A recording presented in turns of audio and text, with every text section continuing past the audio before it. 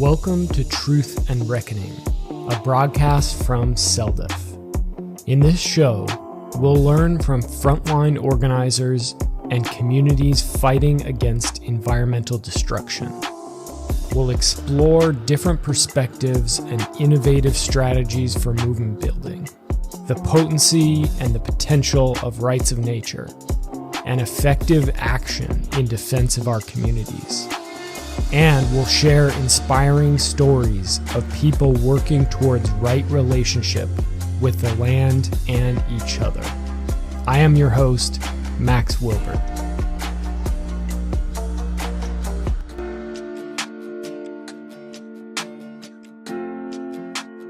Welcome, everyone. Today's interview is with Shannon Rowan. The interview with Shannon was conducted by Tish. So Tish, could you tell us a little bit about who Shannon is and why you had this conversation with her? Yeah, thanks, Max. Actually, I saw Shannon on another podcast. That's how I became aware of her and her book. The book is called The Red Shoes, Our Devil's Dance with Technology and What We Can Do About It. It just, obviously with everything going on, we're getting so many requests from communities that are facing data centers coming into their community, and they're very concerned about that, there was this connection right away because she's a researcher, she's an activist. She's also written not just these books because The Red Shoes is it's a big book. It's like a war and peace book. So she was an investigative journalist, which you could tell. She has written several books in the past, and so I felt really good, like she's actually researched a lot of this stuff. She's not someone just giving her opinion, and she's also a Wi-Fi refugee is how she self-identifies, which means she's actually affected health-wise by all this technology. And she believes, and there's science to prove it, that many other humans are, and because humans are nature is being affected by it all too. So, and we're at a point in time, I think, where technology is obviously increasing at a really fast rate. And this idea that just because we can, should we, is a question that comes up. And just like with all the other issues, it's connected, like this idea that we can regulate it and we can be responsible. That was what was interesting about the interview, comparing it to other issues that, we've been involved in here at CELDF and tried to help communities with fracking, industrial agriculture. The system's set up the same. And so technology issues are also similar. And even from the aspect of propaganda and how it's sold to us and that we need it. And, so it was a really fascinating interview. We couldn't get through all of it. There's so much to the book, but we highlighted several points that I hope people find interesting. It was certainly a fun interview to edit and produce. I wasn't familiar with Shannon's work, but there's some similarities, some overlaps, it seems like, with my book, Bright Green Lies, which is based on a critique of technology. This basic argument that technology's not neutral. And that's an argument that we hear all the time, is it's not the technology, it's how you use it. It's the people who use it. And I disagree with that. I think technologies are inherently political. They change what we do, they change our culture, they change our way of seeing the world. How can they not? They affect us in these profound ways, and they tend to do that in certain directions, in certain avenues. And so that's one reason why I enjoyed this conversation that you had with Shannon. And I think, as you mentioned, Tish, this is particularly relevant right now with the huge explosion in AI technologies that we're seeing. Mm-hmm. And going along with that, huge amounts of water use, energy use, not just driving up people's electricity bills, but also having impacts. I live here in Oregon, and on the Columbia River in the north part of the state, there's data centers which are operated by Amazon, by Facebook, other companies. And those data centers are discharging their wastewater that they use for cooling these massive banks of computers directly into the river. And that water is often 150, 200 degrees Fahrenheit. And so that's degrading even further the water, the water quality that the salmon and other fish, other wildlife rely on, that's already artificially elevated. Those temperatures are already artificially elevated because the river has been dammed so much. When she actually does a whole chapter at the end about nature, and she mentions rights of nature. She mentions you in the book, Bright Green Lies. She talks about greenwashing and ecocide. So she does bring those elements in. She also, at the beginning, talks a lot about, the history of this, which is really interesting. So, and mind control, and that a lot of it is intentional. Like they know, just like the other industries, right? Like fracking, the people coming up with it, or the tobacco industry, they know, right, the harms they're going to cause. And so this is no different with technology, but this idea of even human obsolescence, right? So it's not even just all the other species, but she does talk about some of the species and how the technology is affecting them, but even us. And that it's intentionally made addictive. So the fact that, we're so literally addicted to it. That's why we're called users, right? Social media users. But that it's intentional. They know this. It's about mind control. And so, yeah, it was just interesting on so many levels. One thing that I found fascinating about what's happening, fascinating and horrifying about what's happening right now with the rise of AI, once again, is that these tech companies, which formerly professed a devotion to addressing climate change by using renewable energy to power their data centers and their facilities and operations. We all know, if you've been following this work, if you've read my book, then you know that we have our own critiques of that.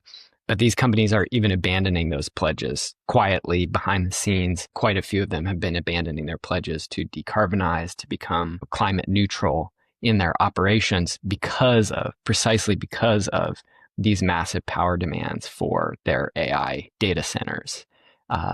And all of this, of course, it's the myth of Icarus all over again, right? It's Pandora's box. It's opening this new technology to the world without any consideration of what are the consequences, what will the results of it be, what will come of it.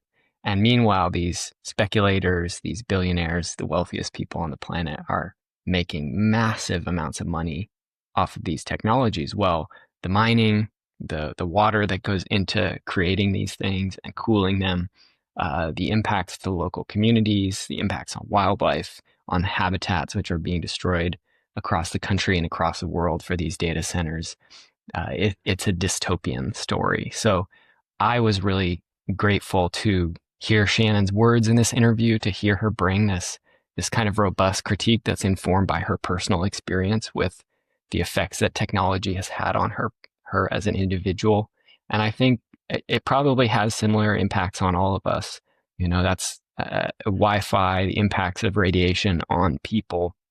It's one of those areas where there's very little incentive for studies to be done. Robust studies are actually very challenging to do on that type of health issue that is difficult to isolate to one factor, and there's no financial incentive. And so you see that there have been some studies done on higher levels of radiation. This is why there are recommendations like don't put your cell phone next to your head all day, every day, because you could exceed the recommended levels of radiation. And of course, CELDF has brought such a robust critique for so long of the regulatory agencies that aren't just captured, but were created from the very beginning, in many cases, by the industries that they're meant to regulate. So they're not going to protect us from these things.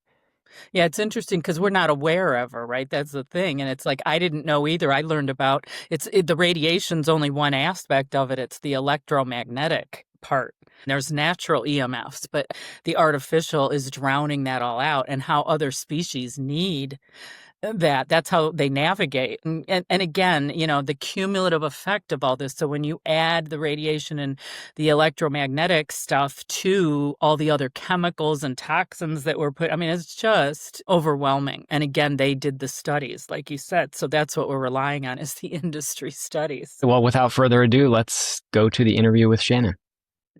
Welcome to CELDF's Truth and Reckoning. And I'm so excited today to be having a conversation with Shannon Rowan. She's an author and journalist and activist. She actually has Bachelor of Fine Arts. She is self-described as a Wi-Fi refugee. She's social critic, free-thinking fine artist, writer, geopolitical author and researcher, photographer, dancer, children's book author and illustrator, and EMF awareness activist, which if you don't know what that is, we're going to find out. She had a career as a photojournalist and contributed to major national and international news and travel magazines as both a photographer and a writer. She's the author of several books, including Wi-Fi Refugee, Plight of the Modern Day Canary, co-author and illustrator of Welcome to the Masquerade, Prelude to the Coming Reset, Shots Fired, Vaccine Weapons, Medical Tyranny, and the War Against Humanity, and her latest book, which we are going to be talking about today, The Red Shoes, Our Devil's Dance with Technology and How We Can Stop It. So welcome, Shannon. Thank you. And Thank you so much for having me on. I'm just really excited about this. yeah, we like to first talk about, I think we should just start by saying where we're physically located, because we at CELDF like to talk about being connected to place and where we are on this beautiful earth. Most of the people know me and that I'm in Cleveland, Ohio. But where are you, Shannon? I'm in the wilds I'm in Bigfoot country, actually. Really, this is like most sightings of Bigfoot out here. So near the border of Oregon and very north part of California. So the real Northern California, people say, San Francisco's Northern California, but that's like central. I mean, we're way up here, Siskiyou Mountains. So yeah, it's, you're right. It's, in fact, it's so integral to my story, the connection with Earth and where I am and where I've been, because as I say, as a Wi-Fi refugee, implying that I've had to move to get away from Wi-Fi. That's what that really means, and anything like that. So non-native frequencies, non-native EMF, electromagnetic fields. And I found that, changing place is really key to, like, if you're stuck and you're in it, you feel terrible, you have anxiety, depression, whatever you're dealing with, change place, see how you feel, because we're connected to our environment. We can't not be, so, we think we're not, but I feel well here. And that has so much to do with getting away from these frequencies, but it also has to do with the mountains and the forest and the creeks and the rivers and the ocean. So it's just, yeah, a beautiful place to be. I'm really grateful. So that is the place where you feel the most connected, because we talk about it as, this idea that you're going to fight to protect something that you love and feel connected Yes. to. And that idea that we are nature and we're not separate from the ecosystem and from the environment, Right. one species within it. So Exactly. Yeah. And I've traveled a lot prior to this. I can't travel now, but I would say I felt maybe more connected in New Zealand when I traveled there. But this is for me, it's like water, water, ocean. So if there's a place where there's a lot of water and trees, like that's kind of, that does it for me. So, because I was in the desert for years and it was beautiful in its own way. And there were I did felt connected there, but I missed water. And so I really, yeah. I have a water baby. So yeah. Well, it is. That's one of our things here. That's me in Cleveland too, with the Great Lakes and Lake Erie. I like Mm-hmm. to be by water, and it's like, but it's running through my veins. That's the whole thing. So, I drink Lake Erie water. My mother drank it. That's one of the stories I always tell. So it's running through me. I can't Yeah, not, yeah, protect it. So exactly. And we drink the creek water here and the river water here, and the whole communities are supported from river water. yep. Exactly. Well, let's get first of all the title of your book. I'd never heard of the story of the red shoes prior to, getting your book and hearing about your book. I know as kids, and as a child, I was read fairy tales and fables, or by the, library story time, did it with my son when I was bringing him up, or read things, like, I guess, Noah's Ark, and like, I'm thinking Hansel and Gretel, or the tortoise and the hare. And a lot of those were to teach us, lessons and morals and values and things like that. So I guess before we get into this, can you share the story of the red shoes? Sure. And it's Hans Christian Andersen, so he's a big one, from well, couple centuries ago now. So, and also I knew about it as a child, but I think because of some of the adaptations of it in popular media, I actually remember a Smurf episode where Smurfette was caught in the red shoes and was dancing out of control. And it was a scary image of like, oh, she can't get her shoes off and she's dancing all crazy, like, help Smurfette, poor Smurfette, right? But then I read it for myself in, this is the version I'm using, which is slightly different retelling of it. In a book called Women Who Run with the Wolves. Do you know that one? The Women Who Run with Wolves. It was a really popular early 90s when it came out, and it was by a psychologist. And it's beautiful. She uses all these different fables and kind of interprets them and sort of, from the mental health perspective too, and psychological perspective, and what we're supposed to learn from them, and how it, these stories, what we can still learn from them. So, yeah, The Red Shoes is really a story about addiction. It's about, losing our sovereignty, about giving that away for the promise that something promises us ease and luxury and make our lives easier. That's the kind of bait, right? And that's how we end up losing our self-sufficiency and control over our bodies and our environment and our lives, by giving into that desire to want something else to do things for us. So it's really this, sum it up, it's a little girl, young girl, I don't know, the exact age. We're going to assume like around puberty, maybe like that age or a little younger. She's actually an orphan and she's living alone in the woods, but she's actually doing okay for herself. Like, she made her own red shoes. So she has these red shoes. They're crude, but she made them herself. So she's really proud of them. And she's made her own clothes. She's, forged her own way. But one day she's just feeling like it's hard, right? And then you get those days where you're like, it's hard to do everything myself. And along comes, right when she's feeling that way and vulnerable, this gilded carriage pulls up, and this old woman who's there's all this symbolism. So she's part blind, and that comes in to symbolize her intuition. So she's at a moment there when that happens, when she steps into that gilded carriage, I often like to say, or the cage, she's lost touch with her instincts and her intuition, and she's sort of like blinded in that sense. So she's, because she's like just grabbing for something to take her pain away from her.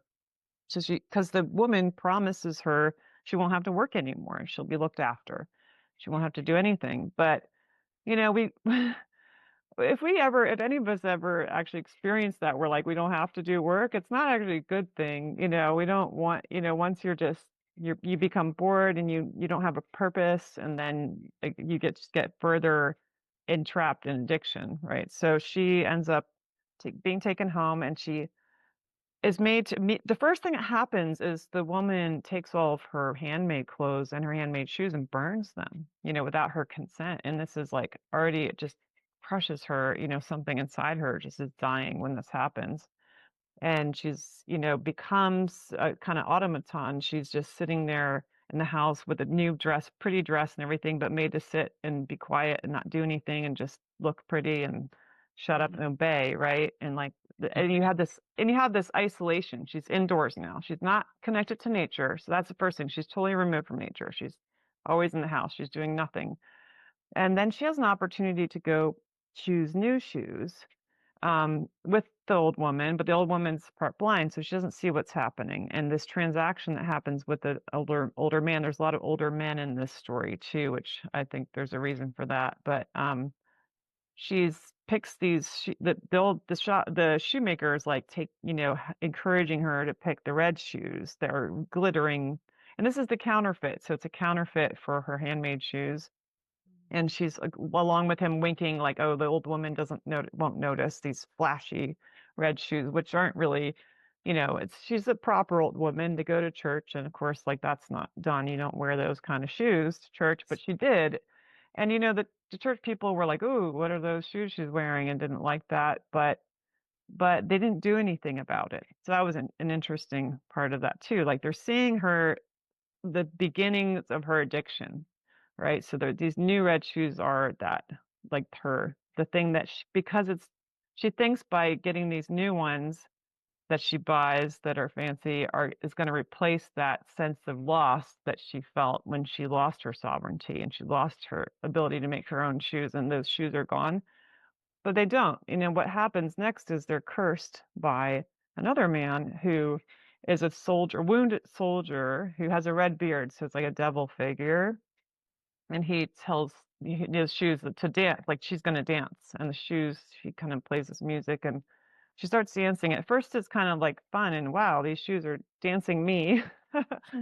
And but then she can't stop the dance, and like it's kind of in progressive stages, it gets worse, and she can't take the shoes off. She finds she can't even take them off. At first she can take them off, and she's sneaking, like, the woman who finally sees them says, oh, you can't wear those, but she sneaks it, and then she gets stuck in them. So eventually it's to the point where she's dancing through the woods for weeks. She's starving. She's not eating. She can't get out. And at this point, she doesn't want these things anymore, right? It's killing her.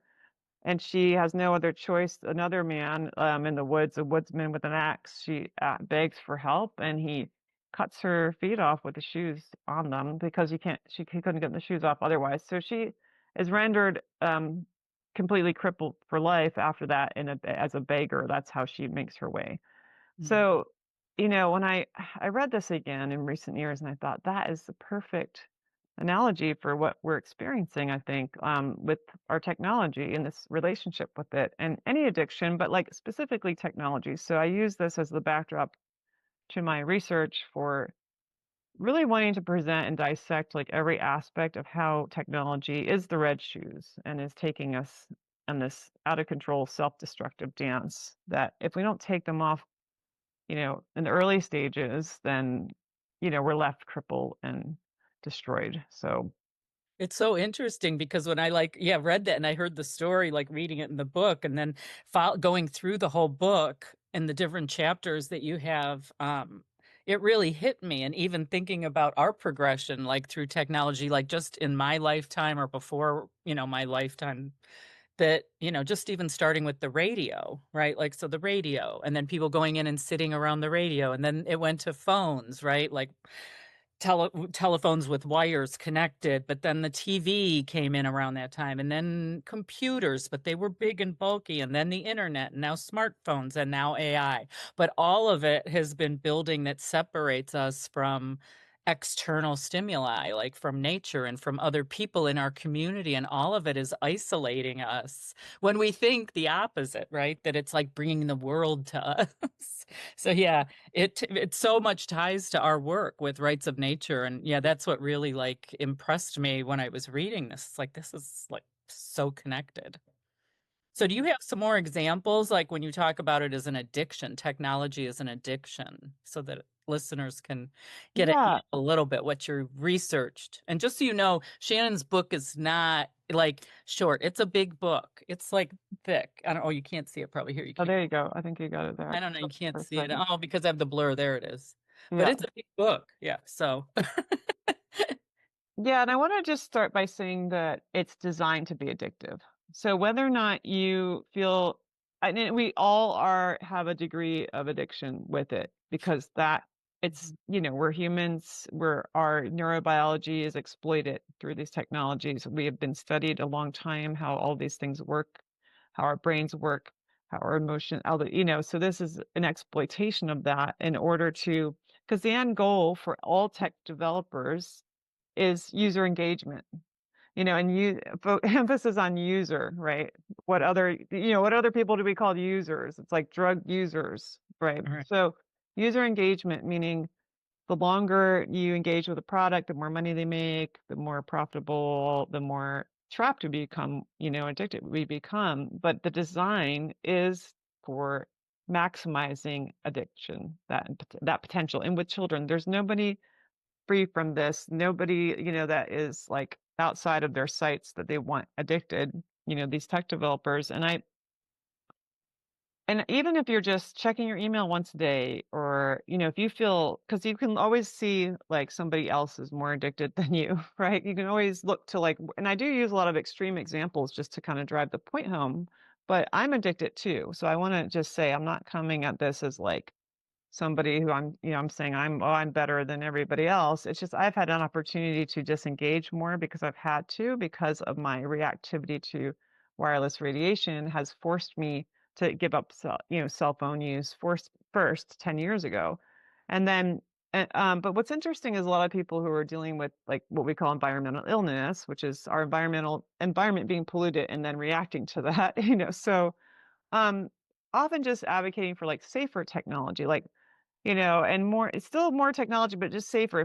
They think also, I think somewhat erroneously, that if you can just wire the connection, if I'm not having like a debilitating migraine right away by connecting to the internet, I have a safer way, and I am hardwired here, or I wouldn't be able to do this. But I actually now am a lot more aware just through this research I've done of how I'm affected, no matter if it's a so-called safe connection, because there isn't really any safe use of a technology that's inherently harmful. It's harmful to human health, to the planet. So, for example, even now, like the screen emissions, I've found out there's screen emissions that are harmful. So I'm breathing in fluoride gases while I'm using my computer, I mean, to some degree. I don't even know how much, but it's happening. But also just like navigating the internet and going to use the email, now that I understand the design, and this is why I'm trying to, present to people so that we can make better informed choices, right? And just having the awareness helps to kind of disengage more and to know that it's dangerous. And the more I'm on it, the more dangerous it becomes, and the harder it is to get the shoes off. So just checking email is like a slot machine design. And so you have that like, the anticipation of the reward. The reward is the dopamine hit. And we get dopamine hits just opening emails. We get dopamine hits paying our bills. I mean, that's the design, and doing something that seemed like it would be very boring. It's not the same, research world as it was going to the library and looking through catalogs. It just it's different how it affects our brains. Asking the librarian questions, right? Like Yes, human contact. human contact and contact with the environment. You could argue that research, of in any form, just reading can be a disconnection from our surroundings, but it is different still. There's a further disconnect that happens with screens, and that's what I'm trying to show. So I'm not saying like there's a perfect, really anything. Like, I mean, we're using this program platform to communicate right now and do the show, and I realize that that's a kind of hypocrisy on my end. I'm not a purist here. I'm just trying to present, what I've learned. And I am, constantly trying to disengage more. And I think that's what we need to be doing, even just to see the problem. But now I've gotten off track a little bit from your first question. So examples of stories of addiction, I guess, with technology, I have many of them. A lot of them are quite, shocking probably and sad, but I think once you read them, you kind of see like how, oh yeah, we are like, maybe I'm affected somewhat and my friends, and we're seeing people around us who just can't seem to look around them. But the interesting thing, is that, or shocking or frightening thing, is that, it's designed to be individualized. So if we can see this more in gamers. If you're not a gamer, if you don't play video games, it's easy to see kids like just really trapped in that, right? And like neglecting their homework, and and doing this in favor of physical activity, in favor of eating, in favor of sleeping. But there's gambling, there's pornography, there's shopping. It's like there's something for everyone. Social media. So I have a couple of chapters on social media addiction, because and it, so it is, um I mean, there's like, okay, here's one story. I got a lot of the gaming stories from Nicholas Kadaras. He's a PhD doctor of psychiatrist, therapist, who has studied addiction and digital addiction, technology addiction extensively. He has a few books out.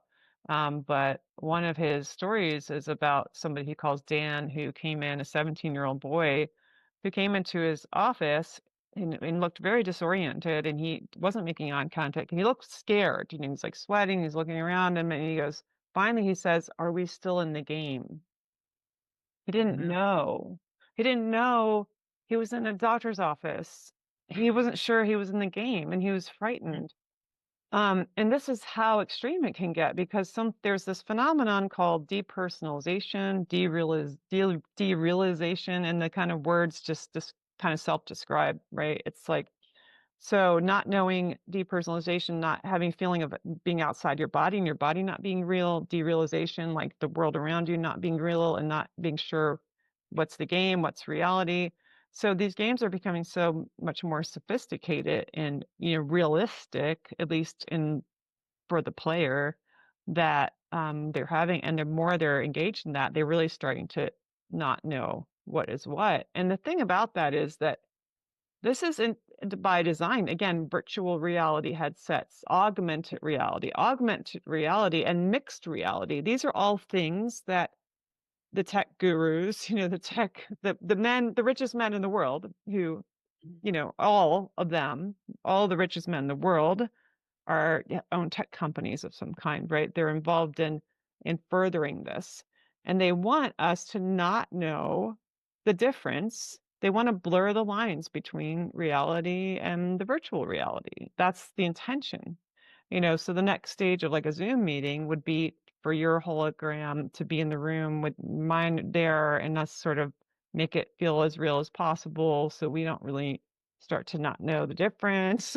Yeah, that we don't know we're on our computers. Yeah. Yeah, I mean, they want it to be seamless, and and then with implants, and our biology combined with this machine Mhm. to just completely change, and dictate our reality around us. So this boy had gotten to that level because he had been gaming so much.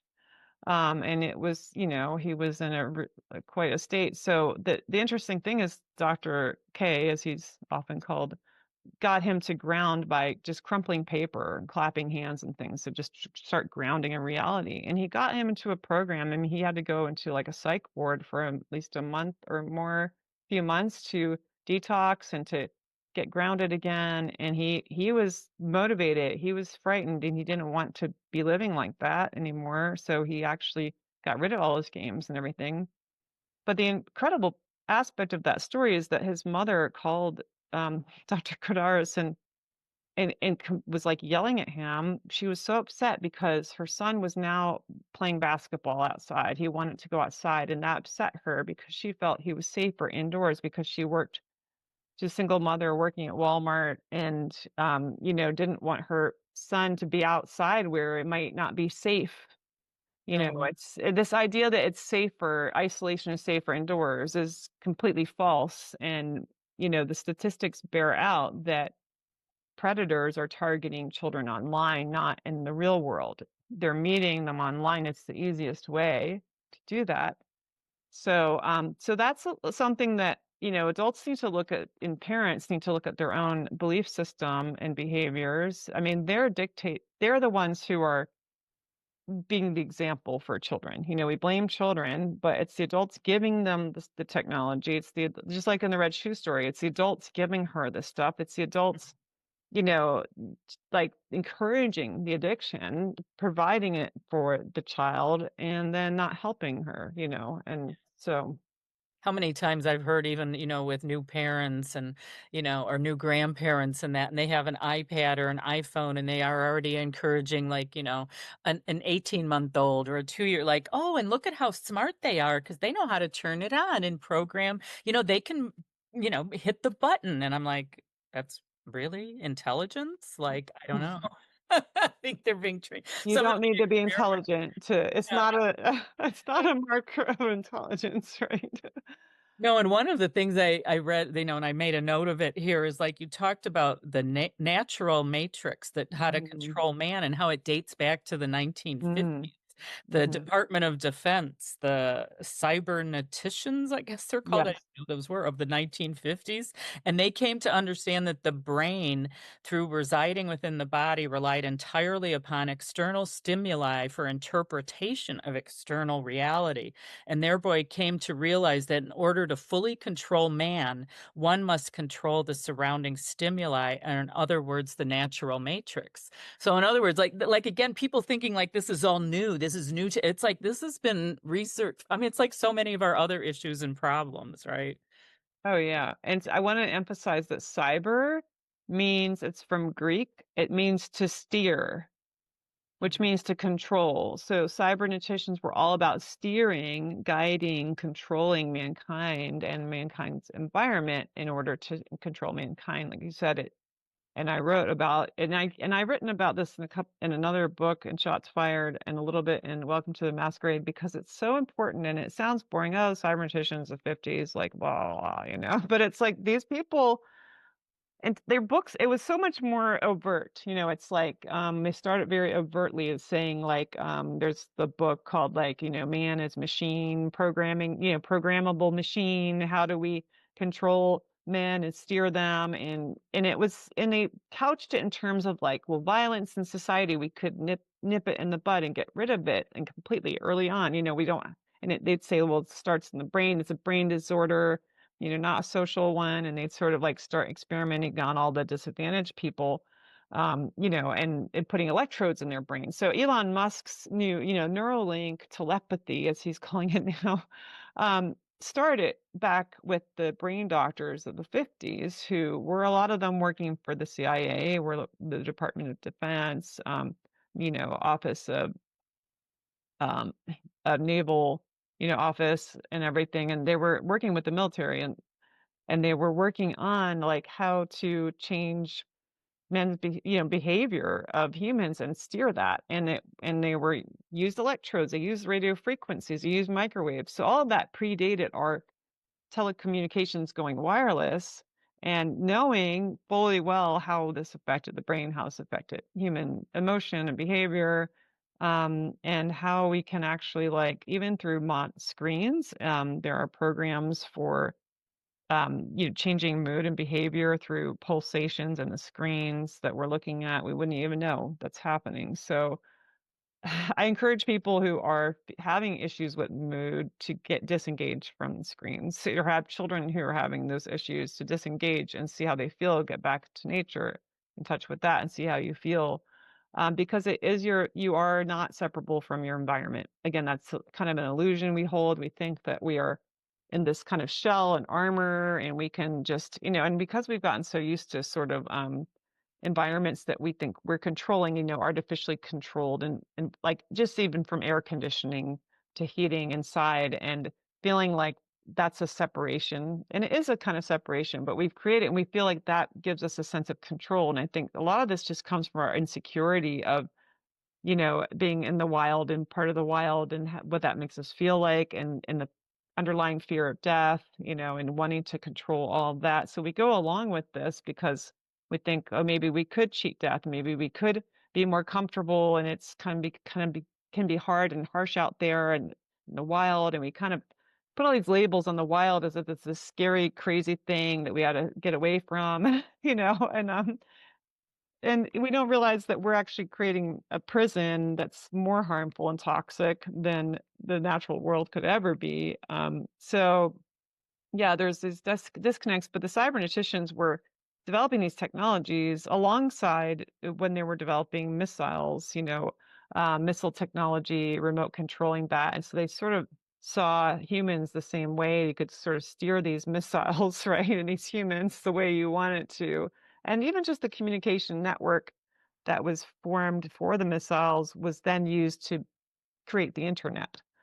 So we're all early military projects. And so this is just all offshoots of that. And it's just a continuation of it, and it just more sophisticated, fine-tuned, but yeah, emphasis on environment, controlling us, change environment, change the human, changes environment, which means changes stimuli.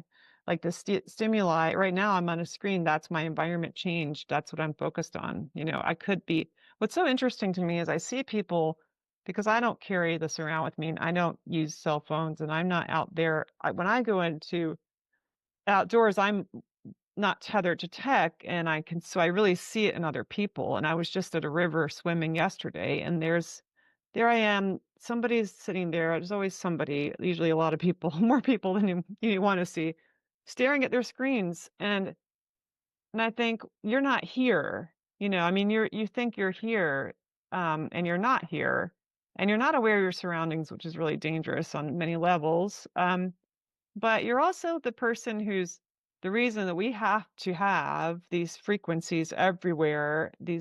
You're not making an emergency call. You're not using this network for emergencies. That's something that I'm like, well, you could have a much reduced exposures in some of these towers for emergency communication, but that's not what's happening.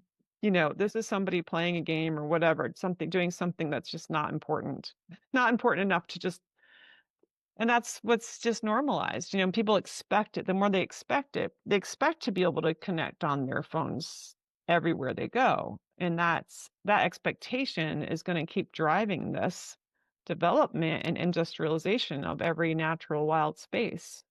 Well, that's part of the propaganda, right? Because they sell it to us that this is good for us. This is going to make your life easier. That's always and that goes back to the red shoes story again, too, right? Your life is going to be better. You'll have more free time to do what you want. And your free time winds up being spent scrolling, on this little The infinite scroll. Yeah.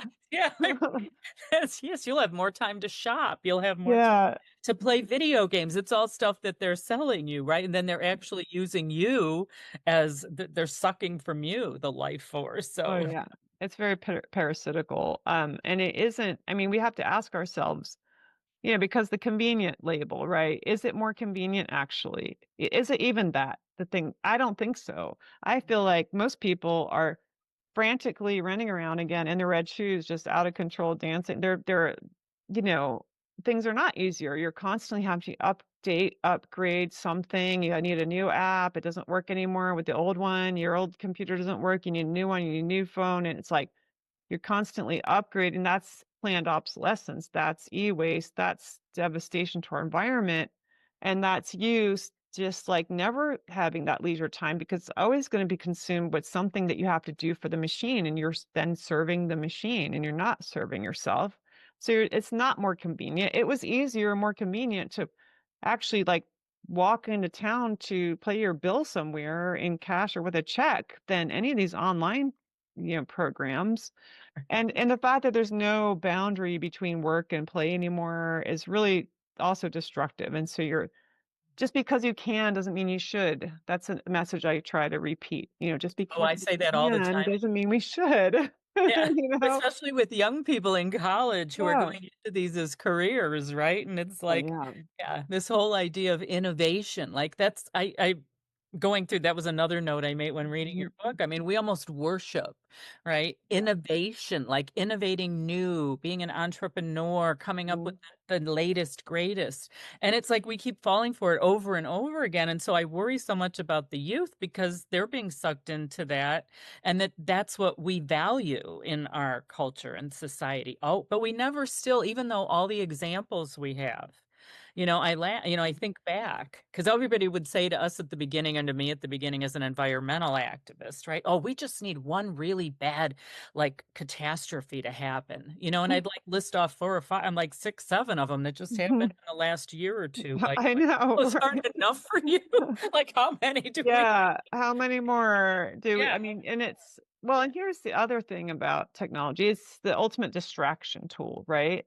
So people's attentions, getting their attention, keeping their attentions. It's just like, oh, there was that train wreck and with the with the toxic fume and but then there's something else. It's just like so you get this news, oh, those poor people wherever, whatever. There's the other one happening somewhere else. And then there's this game, and then there's this thing I'm gonna buy, and then there's this person that posted whatever to Instagram. And our attentions are so divided.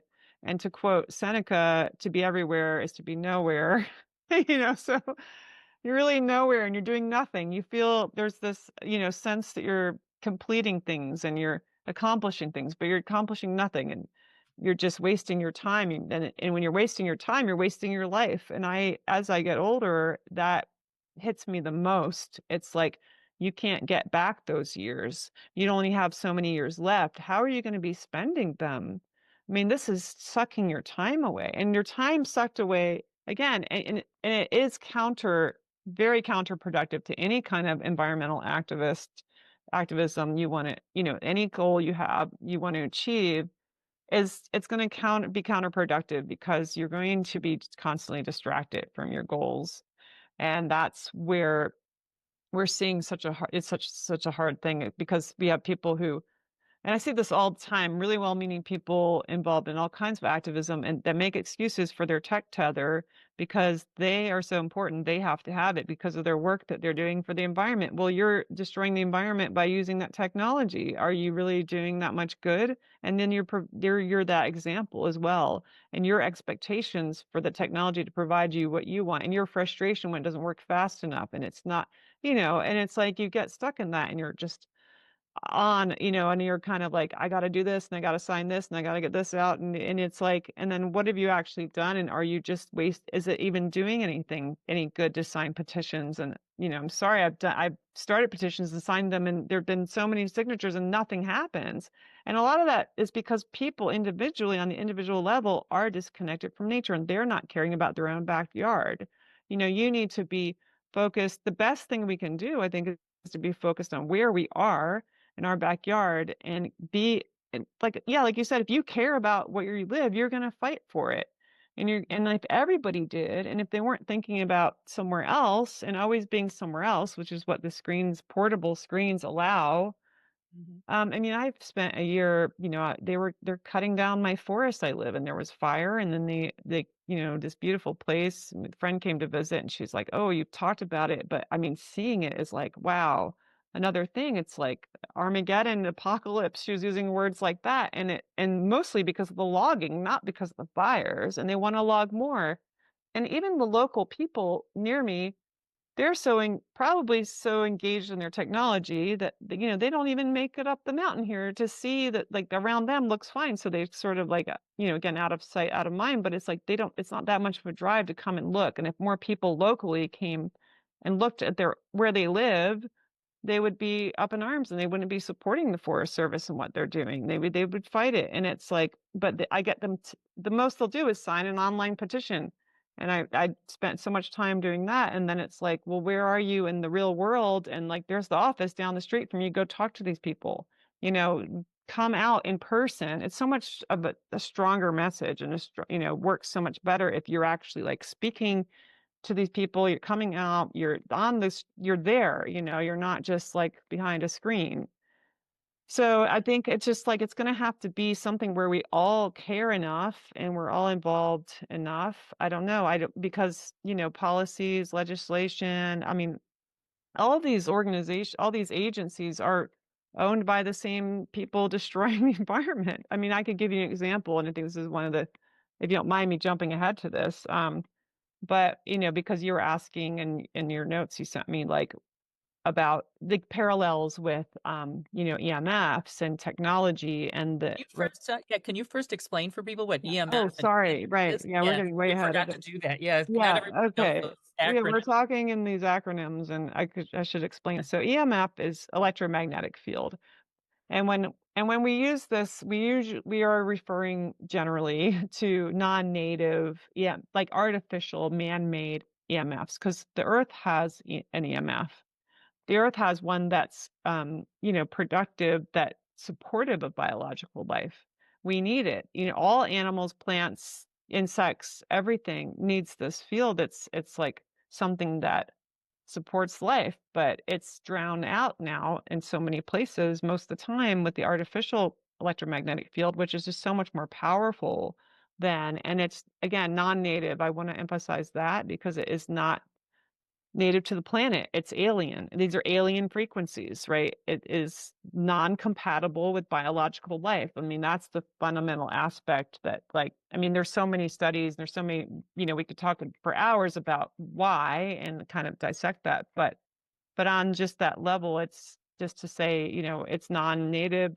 That's why it harms us. It's not compatible. It's not compatible with our cells, or anything And so biological. it comes from all the, like the Wi-Fi has Oh, it, sorry. Yeah. cell phones, the 5G, when you hear people Yes. talk 5G, we need that. And Yeah. so all the different places we're getting where it's being installed, I guess, in our Yeah. communities. And it's a lot of the wireless Right. things, right? It's Okay. also, so there's different kinds. So there's power lines, which are low frequency, not high. So high frequency would be the wireless stuff, and that would be more like microwaves, or there's a spectrum, EMF spectrum. So you've got like X-rays on one end, and then like power line low frequency on the other, and everything in between. So there's, when you say microwaves and radio frequency, they're similar, but slightly different on that spectrum, but they do similar things and similar problems biologically, and same with X-rays. So we all kind of know that X-rays are harmful now, although I think they're trying to shift again and say it's not so bad. You go to the doctor, we're just taking a picture.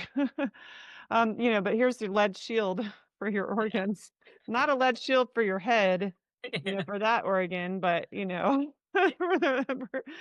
but where's our lead shield for like the cell phone, right? I mean, it's the same. They try to say it's different. It's not, though. I've looked into this, really not different. And so it's not so different. And so but it took decades and a lot of people caring about the effects of X-rays to get any awareness Right. to the public. I mean, this was used much more prolifically than it is now in terms of like consumer products with X-rays. There were people had parties where they're X-raying each other, garden parties. They had shoe fitting X-ray machines that kids could just play with because it was harmless. How many things we've been told are harmless, and oh, whoops, sorry about that. Yeah. But Look although at it later. the industry that developed it Oh, knew oh, they about the know, of harms, course. right? But they They don't, they and they hide have, it. Mhm. and they'll protect themselves and their children because they have that inside knowledge, but they don't care what happens to those minions of Mhm. consumers. So this is the same.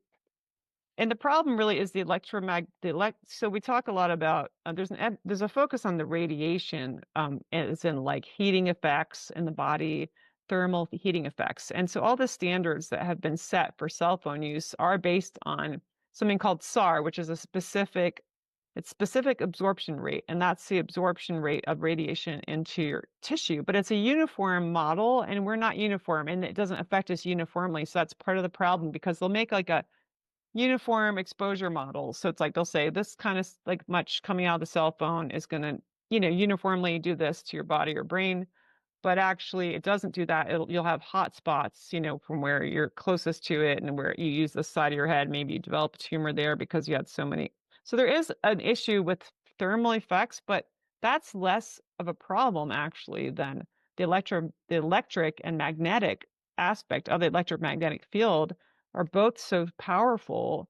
They overpower the electrical signaling in your cells and in your brain. The brain and heart especially function on electrical signalings. And if that's disrupted, I mean, pacemaker literature, if you have a pacemaker, it says don't get near radio frequencies. It could cause it to malfunction, because,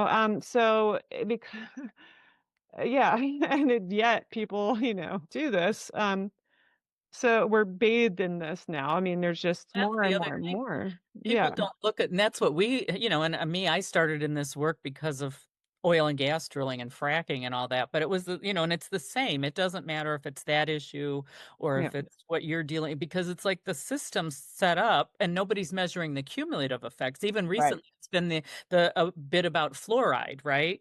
Or Hmm. even vaccines, those two like it's like we're all the same, like we're all cookie cutter images. And it's like we're all Right. different inside. I said to somebody I was talking to about the fluoride in the water, and they're like, "Oh no, it's good for your teeth and it's safe and it's all this stuff." And I'm like, "How do you know? Like, you don't know how much water people are drinking. One might only drink 1 8-ounce glass a day of it, right? Another person might be Yeah, drinking 2 gallons of that water a day, and you don't know how many other exposures they have to exactly. other chemicals and toxins, right? Same thing with the vaccines. You don't know. We're not all the same, and so to just that should be like a red flag right there. Oh, exactly. And in this these I mean, what's really you'll love this.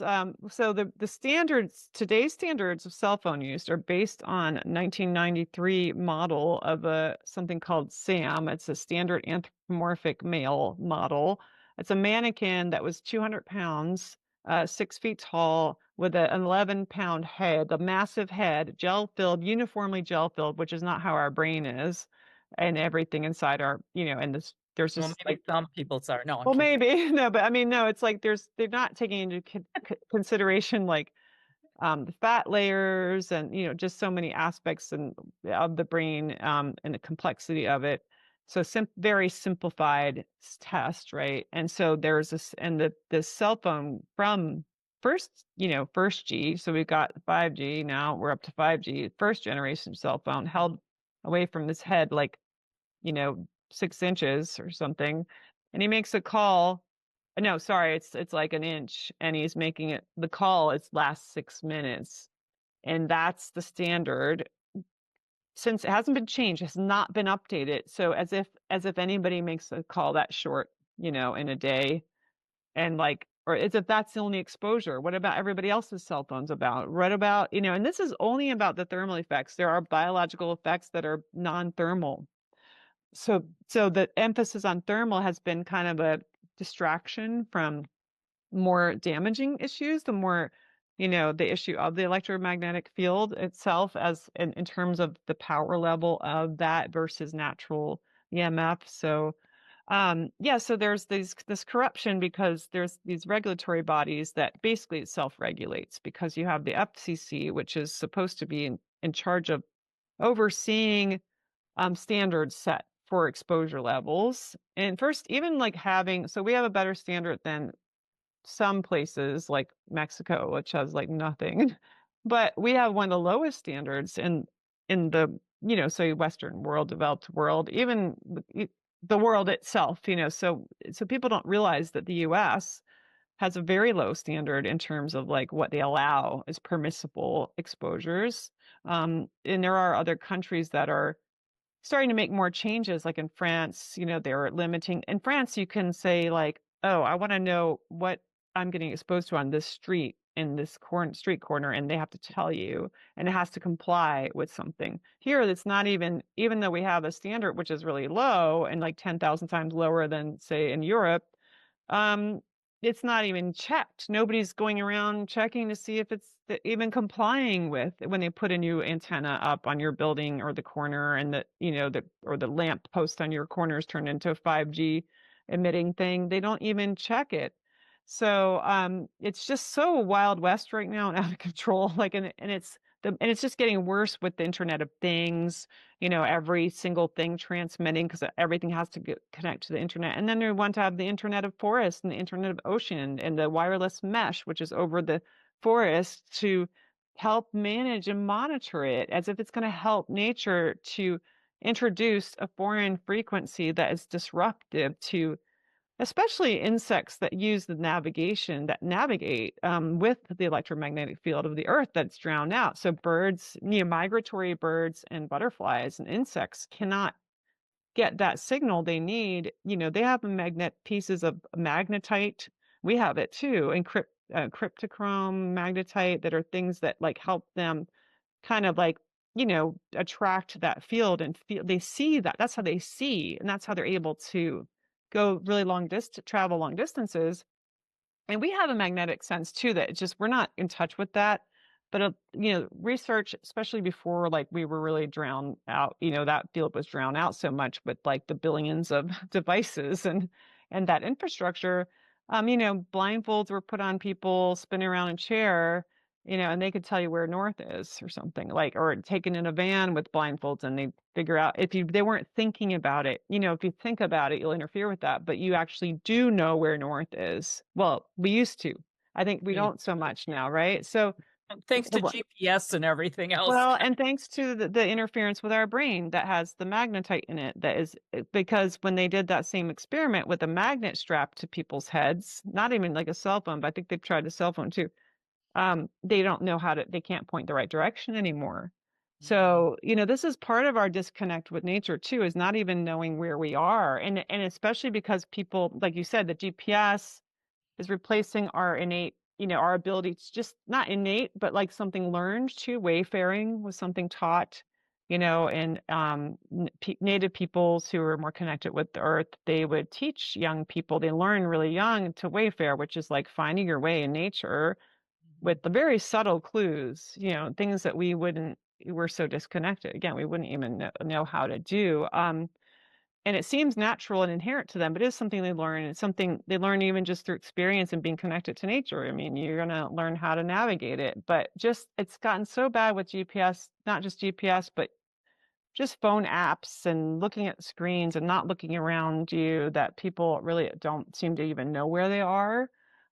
Again, like, how do you care for your world if you don't even know where you are and you're not even looking around and you don't experience it? You don't experience it enough to even sense that these things around you, nature, are alive and that they're your fellow beings, fellow creatures, part of your community. That's how I feel in my garden and where I live, that it's my community, that these are my friends, and I want to communicate and talk to them and be around them. And it's company, it's companionship. We're lonely because we're so disconnected from that. I mean, we're lonelier and lonelier as all these extinctions happen, as all these animals and insects disappear. And I had written down a note from the mhm. book that I wrote, and you said, our screen-based gaming, shopping, chatting, and video watching gives us the false sense of doing, achieving, and becoming while depriving us the authentic experience. Through our screen portals, we may feel as if we've been transported elsewhere, but just as in the case of drug trips, in reality, we are seated, immobile, alone in a chair, not going anywhere, not moving our bodies, not actually interacting with others or nature. We are in cages, even when out of doors, and we don't even realize it. Yeah, I wrote that, huh? That sounds That was in your book. That's pretty good, huh? yeah, yeah. I'll have to get to have it read back to me. So yeah, that's no, but that's yeah, I agree with what that person What you wrote. said, yeah. I guess one of the things we keep talking about the EMFs and like Oh the harm, yeah. the dangers, but why not? What are some of the actual like physical? You Mhm. talked a little bit about the addiction Yeah. issue, but what are some other like actual physical? And you said like you had to leave and Oh, being sorry. Yeah, I by didn't really tell Wi-Fi my and stuff. story. Well, and other people suffer from it. So I mean, Yeah. maybe we should just touch on that so our listeners know what you're talking. Yeah, because I sound like a crazy person, but but it is okay. So you were talking about like for example, the fluoride. Well, how do you know how much fluoride that one person is getting versus the other person? We're all different. So, people ask, well, why do you feel it and I don't feel it? I don't think some people think they don't feel it. I think that everybody does feel it to some degree, but they're so saturated in it and they're in that new normal of not feeling very well is like the new health standard. The bar keeps lowering for the health standard because as we get sicker and more poisoned. Mhm. So, what people think is good, feels okay is like they never felt better because they don't get away from they've never been away from. I mean, now we've got a generation that's growing up that's never been away from these fields, these Mhm. artificial fields. So, um, why I react in what they're calling a hypersensitive reaction is, I think, to do with like a threshold for me, for my body, reaching a threshold level poison accumulative, because it is cumulative. Um, and like coupled with chemical vaccine injury, exposures where there's nerve damage, it's injury. It's a type of injury, that inflammation injury, that causes a response of more inflammation that's so acute and so rapid that I feel it. That's how I see it. Excuse me. Well, and when you take Mhm. into account too, because again, from the environmental activist perspective, right? And so they're Mhm. focused on things like chemicals, right? So whether Yeah. it's big ag, and so the pesticides being used, or the glyphosate being sprayed, or from fracking, I mean, there's a whole just stew of Yeah. chemicals, right, that were Mhm. in the air and in the plastic production, right? And plastics in the water. And so that's, again, that whole idea. So you have all that toxic stew that's in our food. We're breathing it, we're eating it, we're drinking it. And now you add on top of that this. Another assault. Right. And I have what they call, I'm also have MCS, which is multiple chemical sensitivity, which and so EHS, because I know you wanted me to cover these acronyms too. EHS stands for, and I use a lot in my book, stands for electrohypersensitivity, electromagnetic hypersensitivity. EMS is electromagnetic sensitivity. EMS is the official term that's been used like for regulatory issues, but not in practice. So the United Nations, since like 2001 or 2, I think it is, has recognized EMS as a functional impairment, so a disability, that requires accommodation, but we don't get it. We're we're one of the most marginalized groups of people you can think of. If you think about how much, and I know because I've looked at the world and where I can go away to get away from it, and there's almost nowhere. There's nowhere that's completely away. There's no country, there's no society that doesn't have this, right? So, Although you tell a story in your book about the Amazon, I think it was in the Amazon, right? And that was so sad. It broke my heart. Yeah, Starlink is now in the Amazon. And well, in my Wi-Fi refugee book, I also tell about how, because some people joked you should go to the Amazon, and the Amazon actually before Starlink was already one of the most saturated places in terms of just experimenting with how listening with satellites and listening to, they're saying they have technologies they can listen to like a twig break in the forest because they want to, I don't know. It's like it's been very targeted, I think. And a lot of wild places are, and I don't know wonder about the coincidence of the massive online shopping platform being called Amazon as well, and it's the Amazon's being further destroyed. And no thanks to Bezos and his company's doing, developing AI, developing all these things that are destroying our environment through mining practices and literally clearing the rainforest in a lot of cases for mining for the technology. But in addition to that, in terms of destruction of culture, was what you're referring to in my chapter on human obsolescence, is the last tribal remaining people who were not touched by like Western, whatever. I'm not going to say Western culture, I'm going to say industrialized culture, because there's so much is from the East now. I don't know why we keep saying West, but it's like most of it from the East is where the digital technologies are developed, right, and manufactured. So industrialized technology, they were free from this hunter-gatherer society, still living completely in touch with harmony with nature, now have Starlink, thanks to some supposedly humanitarian efforts to bring it to these people, which translates to money. It's actually government funded. They're getting free iPhones to connect with it. People are trekking out into the jungle with these Starlink antennas and powering them with solar panels.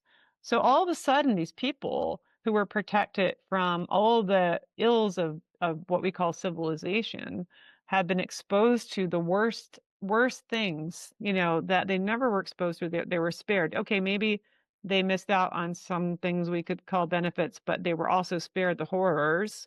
And now they have internet, which means first person shooter games, which means ISIS beheading recruitment videos and extreme violent pornography.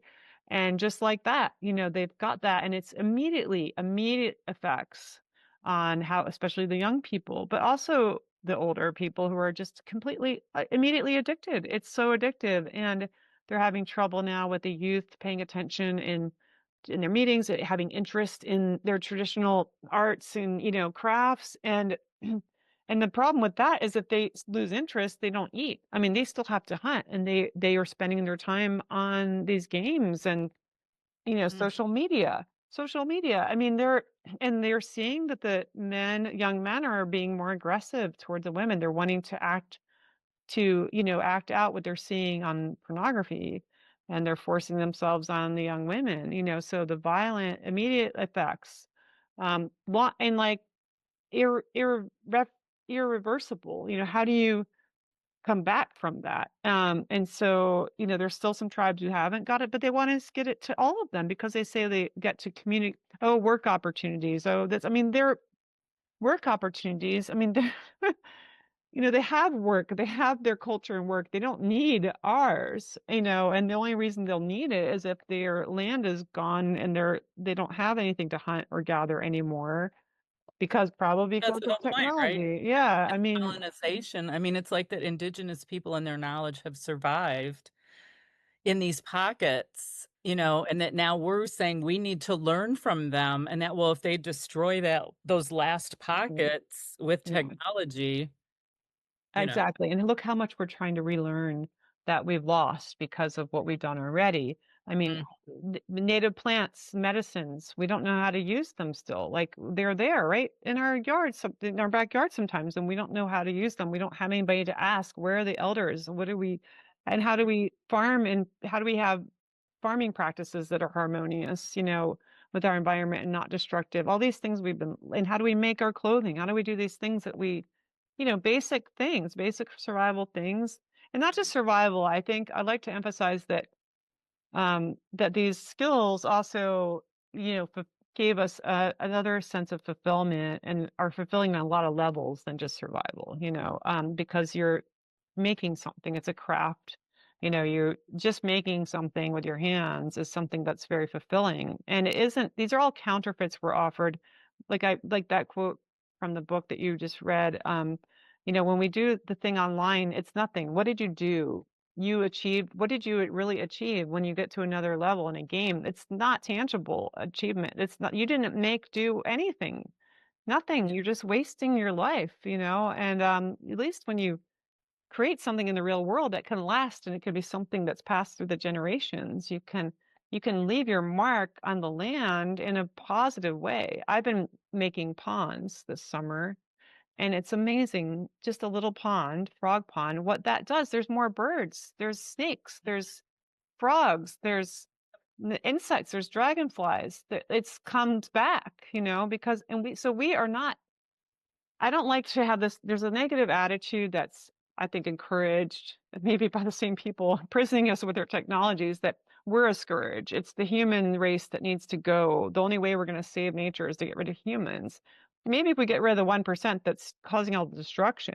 But the rest of us, I mean, we go along with it almost just because we don't know better or we lost our knowledge or whatever, but we can impact our environment in such positive ways to benefit all kinds of creatures. Because again, if you see yourself as part of it and as these creatures you want to have around and as your company that we used to have as company, and do things to, I mean, there were used to be, I've read that that the amount of ponds that people that used to be, and because of new agricultural practice, industrial agriculture, don't exist anymore. There used to be ponds everywhere. People always had ponds for their animals to drink out of.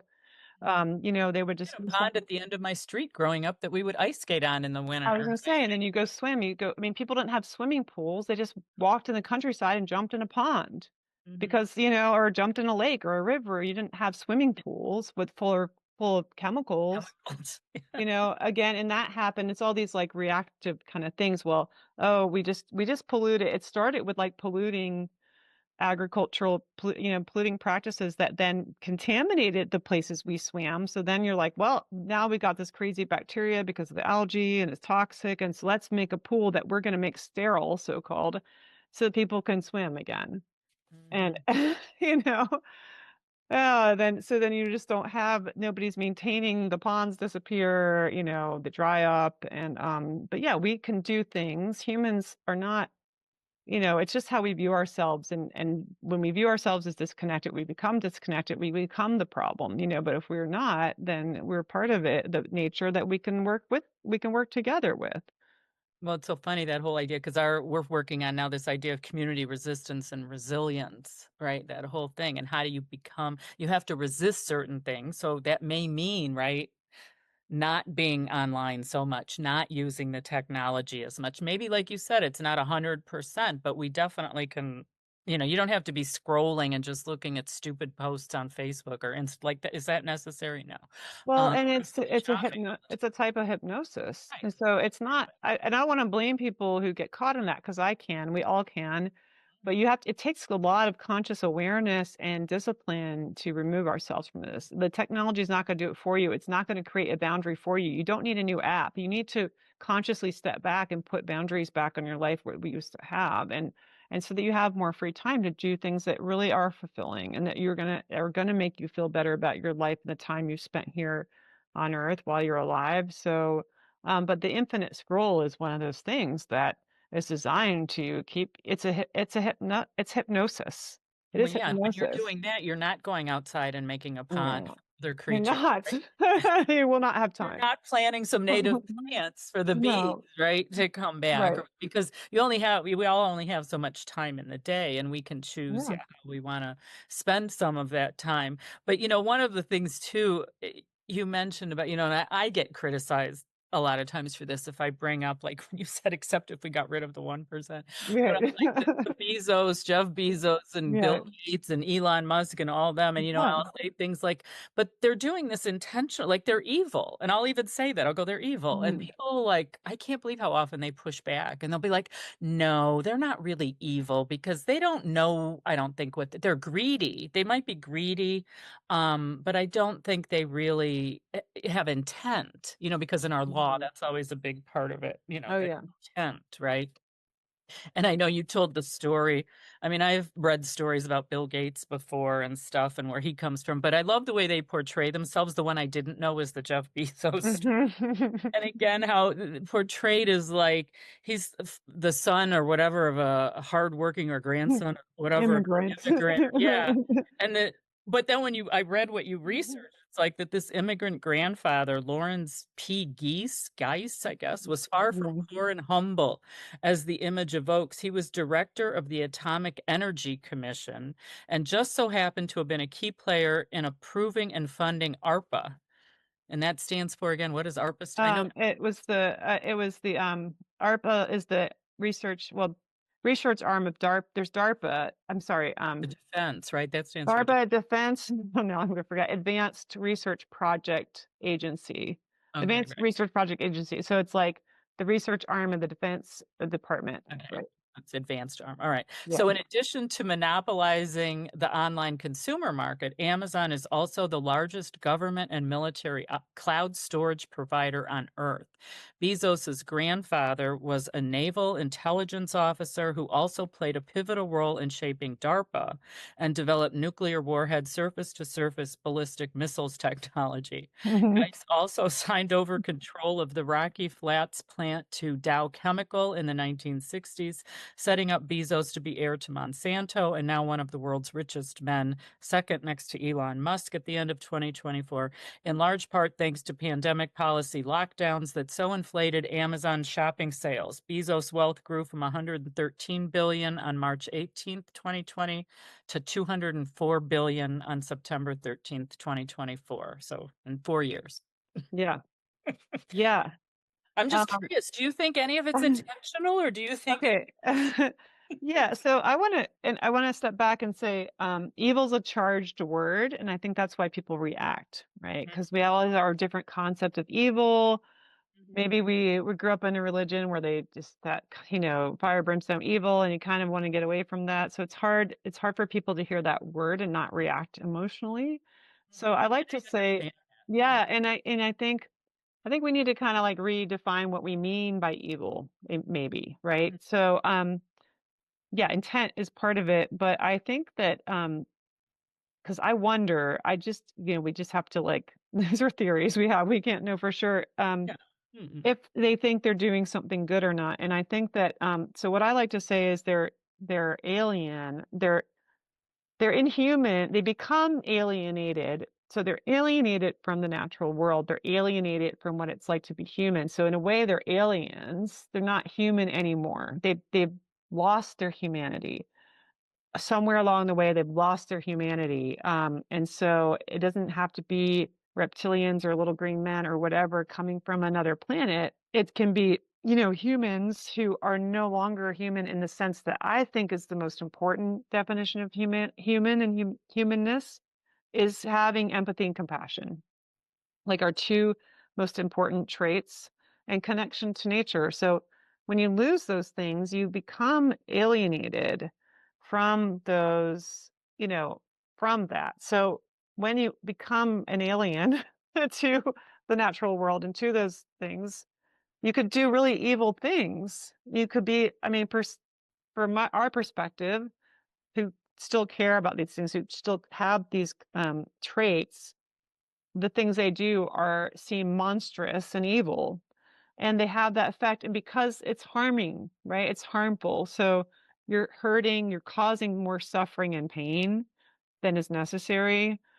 And when you become an instrument of like suffering and pain, whether or not with intention, it's pretty evil, right? And it has that Well, and effect. that's my point, that Yeah. it's generational, right? This isn't like just Right. a new person coming No. along who comes up, invents some, and it No. doesn't know, right, what the consequences, or, they're like a new entrepreneur or innovator, right? Like neither of us is going to reach that status. Nobody I know, nobody who was actually from humble origins is going to become a multi-billionaire.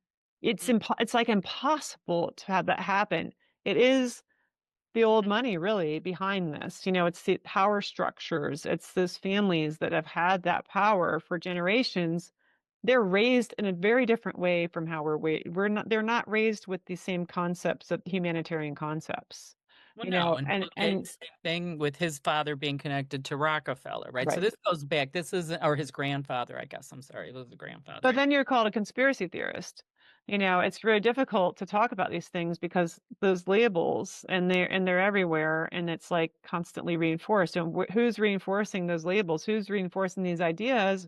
But the search engines on the internet, with Google, which is who's owned by who started that, So yeah, it's a hard topic, that's why I'm But always that history is hidden a lot, the too, history. right? And you really have to dig and read books like yours by researchers who've actually dug deep to find some of this history that isn't accessible. It isn't very, yeah, you're not going to find it with the general internet searches, right? And it's harder and harder to find because they are getting kind of like the algorithms are getting re constantly fine-tuned to keep us from getting to the information we need. So that's another part of the problem. But again, who developed them? What is their intent? If their intent is to steer mankind and to control mankind, again, I think they could still convince themselves that they're doing good things. And it's delusional, but they may not see themselves that way because they may have grown up in a different kind of world from ours and system, and more lack of morals, whatever standards that tell them that they're the elite.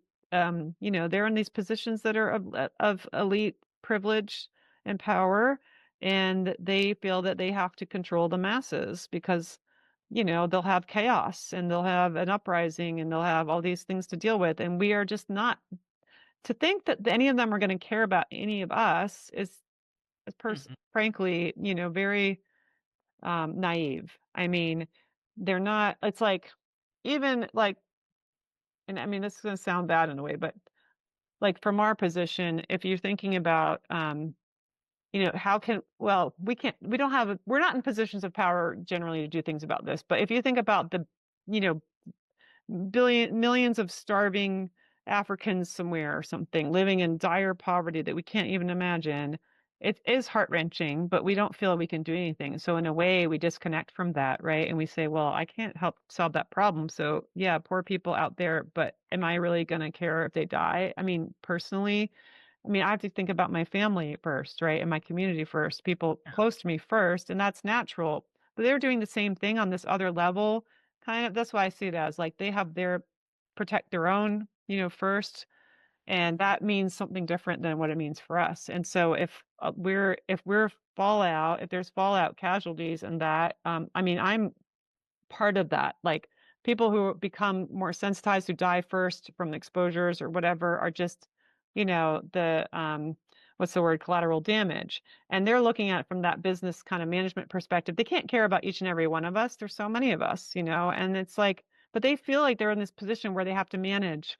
And maybe that's part of the problem, right? They're kind of taught that, like, that they have to manage these systems. It's better if they use AI and things that would help them have more efficiency with it.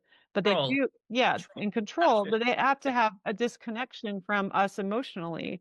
to have, to do their job. That's how they're seeing it, probably. Well, I mean, that's like yeah. saying that the CEOs of the cigarette companies who saw the Yeah. research Oh, right.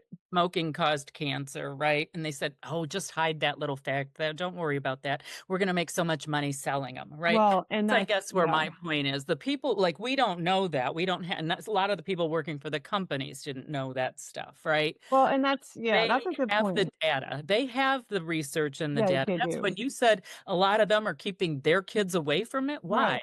Because they know it's Right. bad, right? So, but what they're making a decision saying, yeah, we know it's bad, but we're going to make a lot of money. So don't tell them out there that it's going to hurt their kids. And Right. that's And the part I yeah. find, and it's my personal, definition, I guess. That's evil to me. No, it is. And I was actually going to circle back to that because I'm kind of playing devil's advocate a little bit to say, well, that's what I could see that point of view, like, well, and it's a bit of an excuse. But yeah, like you said, and what it comes down to for me is that when you have the foreknowledge, then you have intent. Because if Mhm. you have the foreknowledge that something is going to harm people, then that should equate as intent. And I think legally that would equate in a court of law as intent.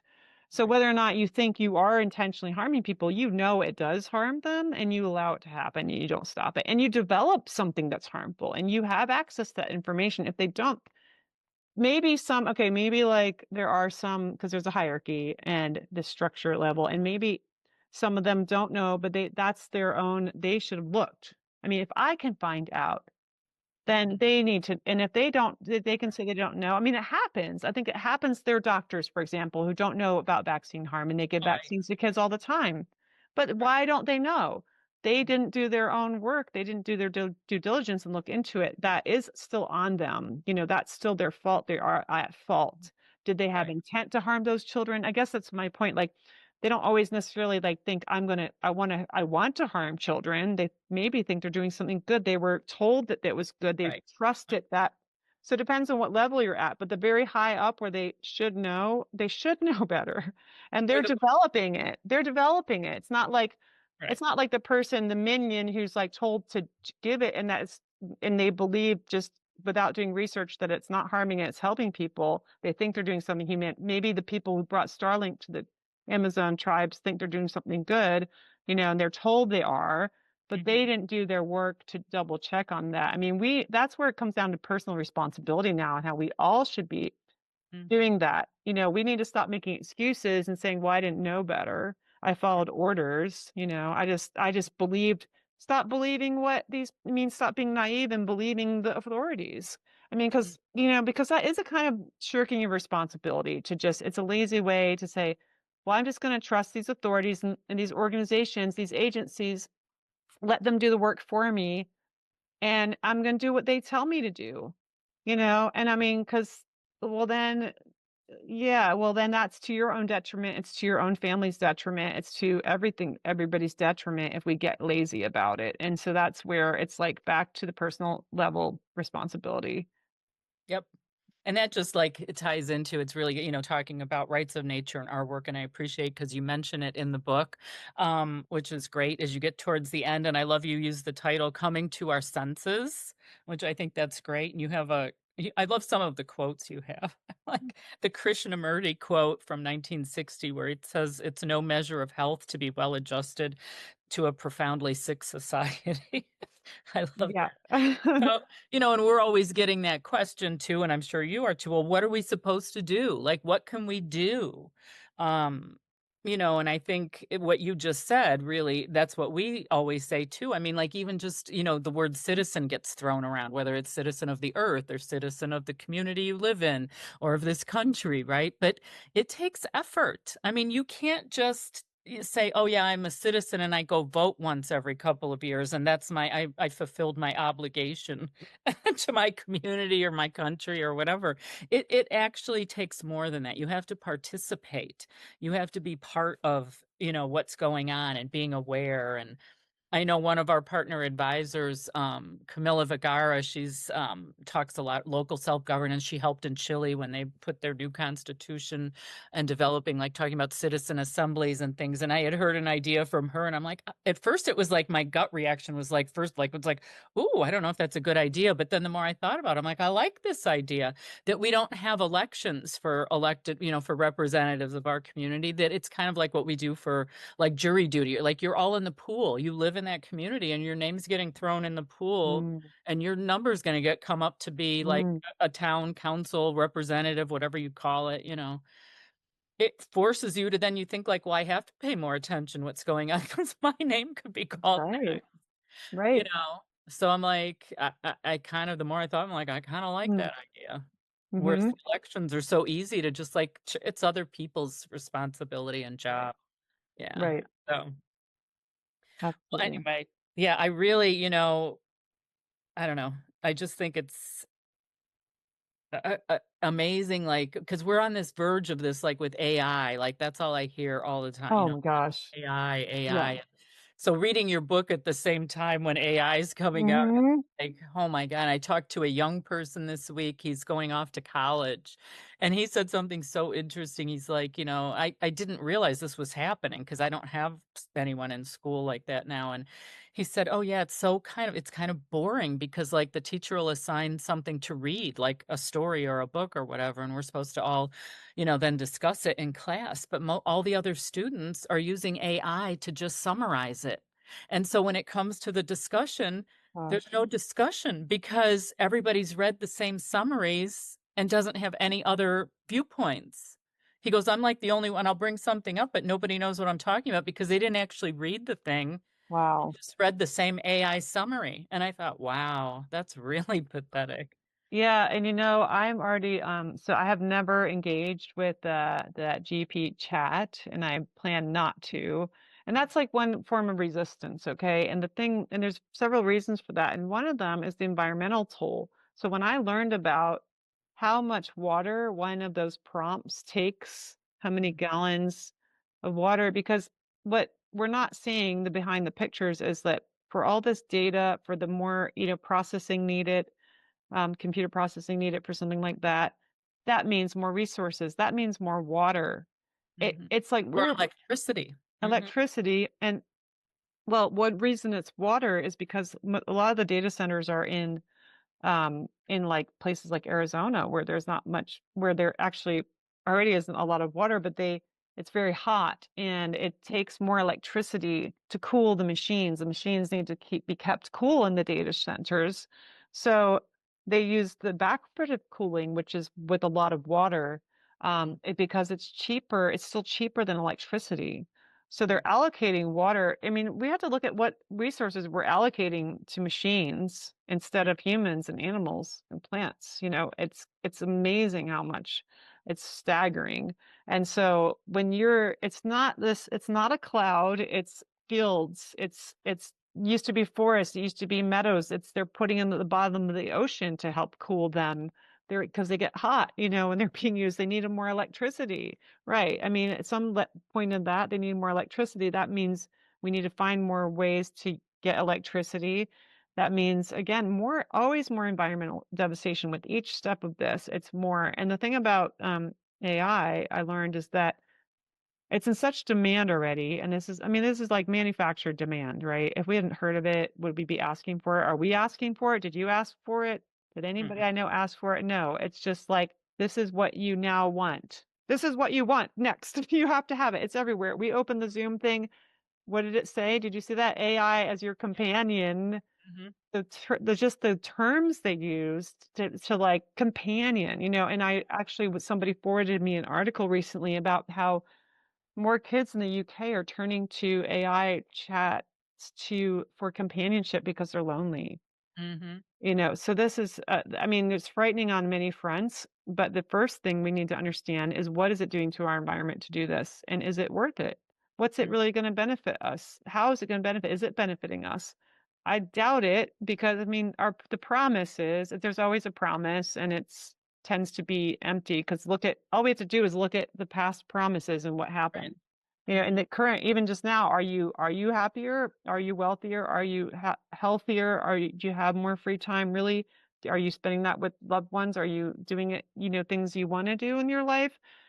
Are you wealthier? Any of these? No. And that's what we were promised. And it isn't true. So we have to stop believing the promise. And so we're still believing, we're still being gullible. We're still falling for it. We're still chasing the carrot that's being dangled in front of us. And it isn't happening. Technology is not going to solve the problems technology created. And that's what we're trying. It's a lazy way out. It's like, we'll just let AI do it. AI will do it. What does that mean? It means children are dying in the Congo and mines collapsing. They're being buried alive because they're having to mine the resources for AI, and for your smartphone. And this is reality. And it's like they're just, women are raped, human exploitation, environmental exploitation. It's always there. And it's just worse and worse. And what is it giving us? You get a better summary for something you should have read, or something you should have researched yourself. I mean, what happens to your brain when you don't use it? You'll lose it. You lose it. All these things, and it's like just being forced on us. And it's almost like a lot of things, it doesn't even become an option anymore. AI is just going to do it. AI for government. There's AI programs for government governing us. I mean, years ago, I heard there was a survey. BBC was doing this, right? Like, what do you think about AI as govern your government? Wouldn't that be better to have an unbiased, like, it's seen as like the machines are better than humans because they don't have biases. So they're going to be better Except judges. someone programmed the machine, right? Except for somebody programmed, right? But supposedly AI is self-learning, right? But what are they learning? What, even if it's beyond program and it's learning, what's it learning from? Google search engine, Right. Wikipedia, all the mainstream sources. It's still programming. It's Right. still programming because it's not getting to anything beyond the mainstream stuff. That's what it has access to. It has our garbage in, garbage out, right? Same model. It's still Right, pulling so- from to other technology, right? It's not Right. from real world experiences. And it isn't. And when do you want to be judged by a machine that's incapable of understanding what it's like to experience being a human? That doesn't have compassion. There's no leniency ever.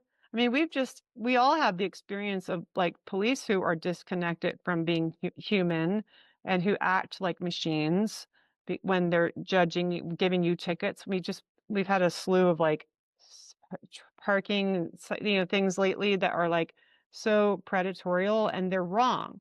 Like they gave us a ticket when we weren't, when we didn't deserve it. In a few instances, now we have to fight that. And what do you get when you call in or do anything? A machine. You have the robot you're talking to, not a person. It won't let you get to a person. It's the gatekeeper. It's protecting the people. It's protecting the companies. You can't get any justice. You can't get justice from a machine. They can't understand you and your experience and what may have gone wrong. It's like, that is the worst direction to go in. While humans are flawed and can do, make mistakes, do you want that mistake to be made by a human or a machine? I mean, this is the kind of question.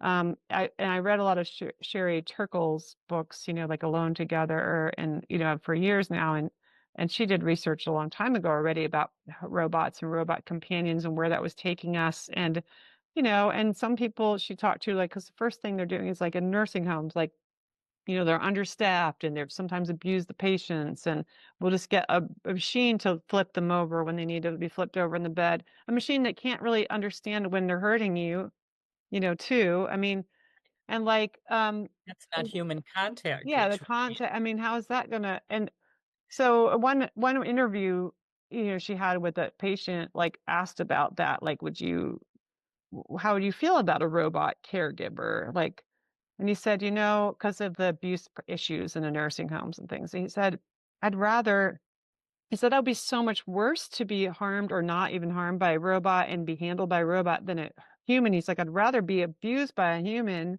because at least a human has a story. At least a human, something that he could relate to and understand and like forgive, maybe, right? And have compassion for.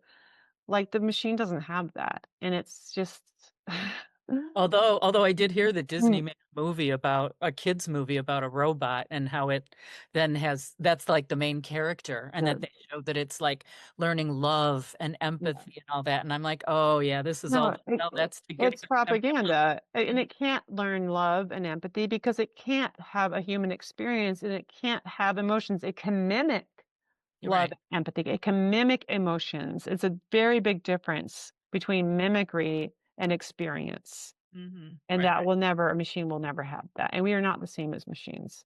And we're being told that we are. And nature isn't the same as a machine to be. It's not, it's this mechanistic view of everything and reductive view and trying to see everything as parts in something in a machine. And it's beyond that. And there's mysteries that we don't understand and we never will. And that's okay.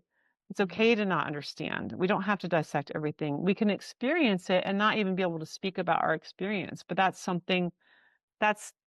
the joy, right?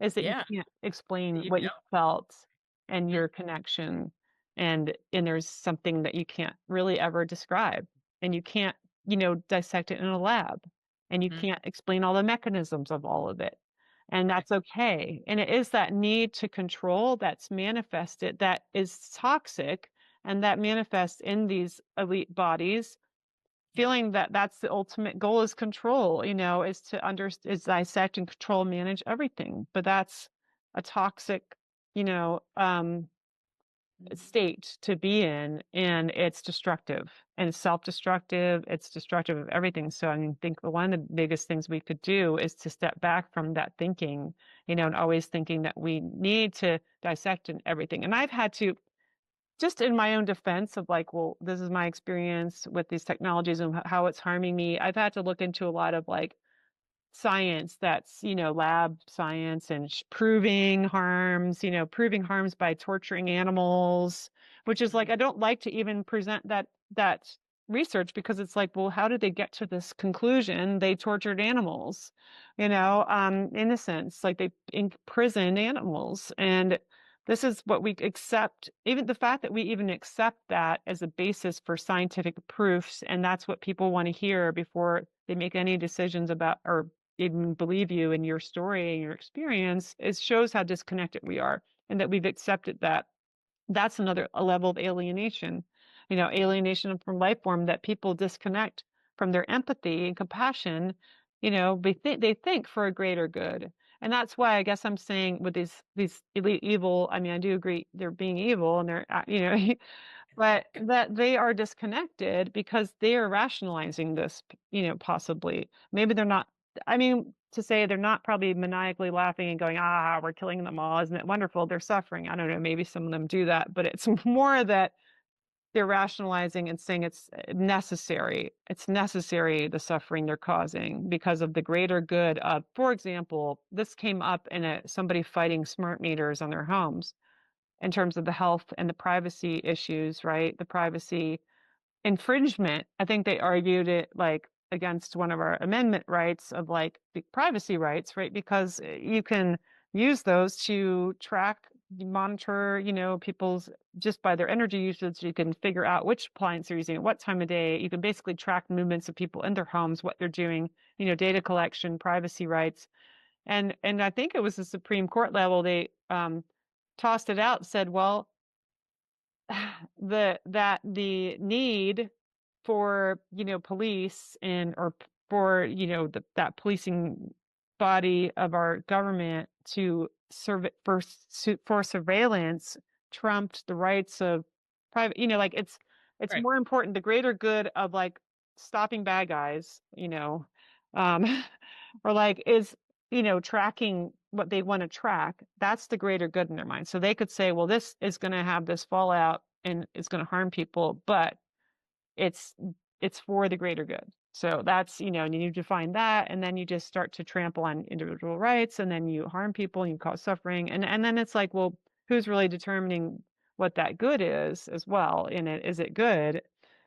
Anyway, it's It'll be, and if Jeff Bezos and Bill Gates and Elon Musk have their way, it'll be a robot that they programmed that will make that decision. absolutely. And I And that's mean, that's yeah, the harm, I think. And again, that what you bring up, that's our work. And that's like a lot of what we're talking about, the rights. And so should nature have rights?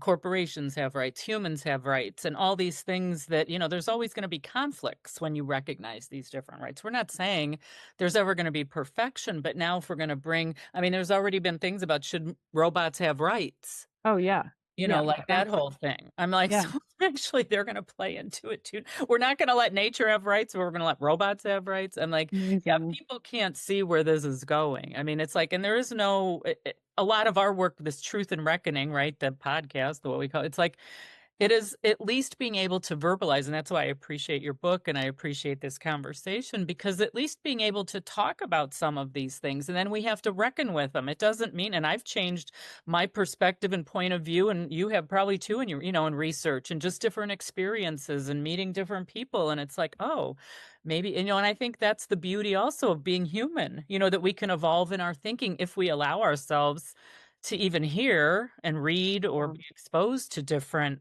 thoughts and experiences of other people. But anyway, I I think just, we are sorry, go oh, ahead. go ahead.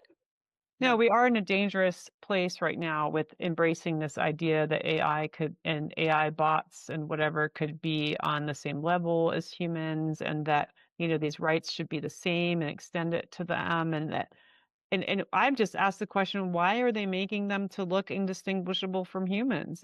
That's the goal, that we wouldn't know if you're talking face to face if it's a human or a robot. Why? It's just, and if not to even just on a psychological level reduce us in our thoughts about what it is to be human, Mhm. which is in a way a spiritual danger, and it's reductive, and it's like, well, I don't matter. I'm just like a machine. So, right. And then you start to think of yourself differently and other people differently. And then we treat each other differently, and we treat each other with less empathy and compassion. And then it's okay to harm and to imprison and to do these things because we're just, and and to isolate and keep each other from human contact because of this idea that we're just machines. And it doesn't matter if we're nature, we could have virtual nature and that'll be enough, and we can just do all this connecting online and with a screen, and that's fine. And our children can be raised by technology, and that's fine because it's all is equal.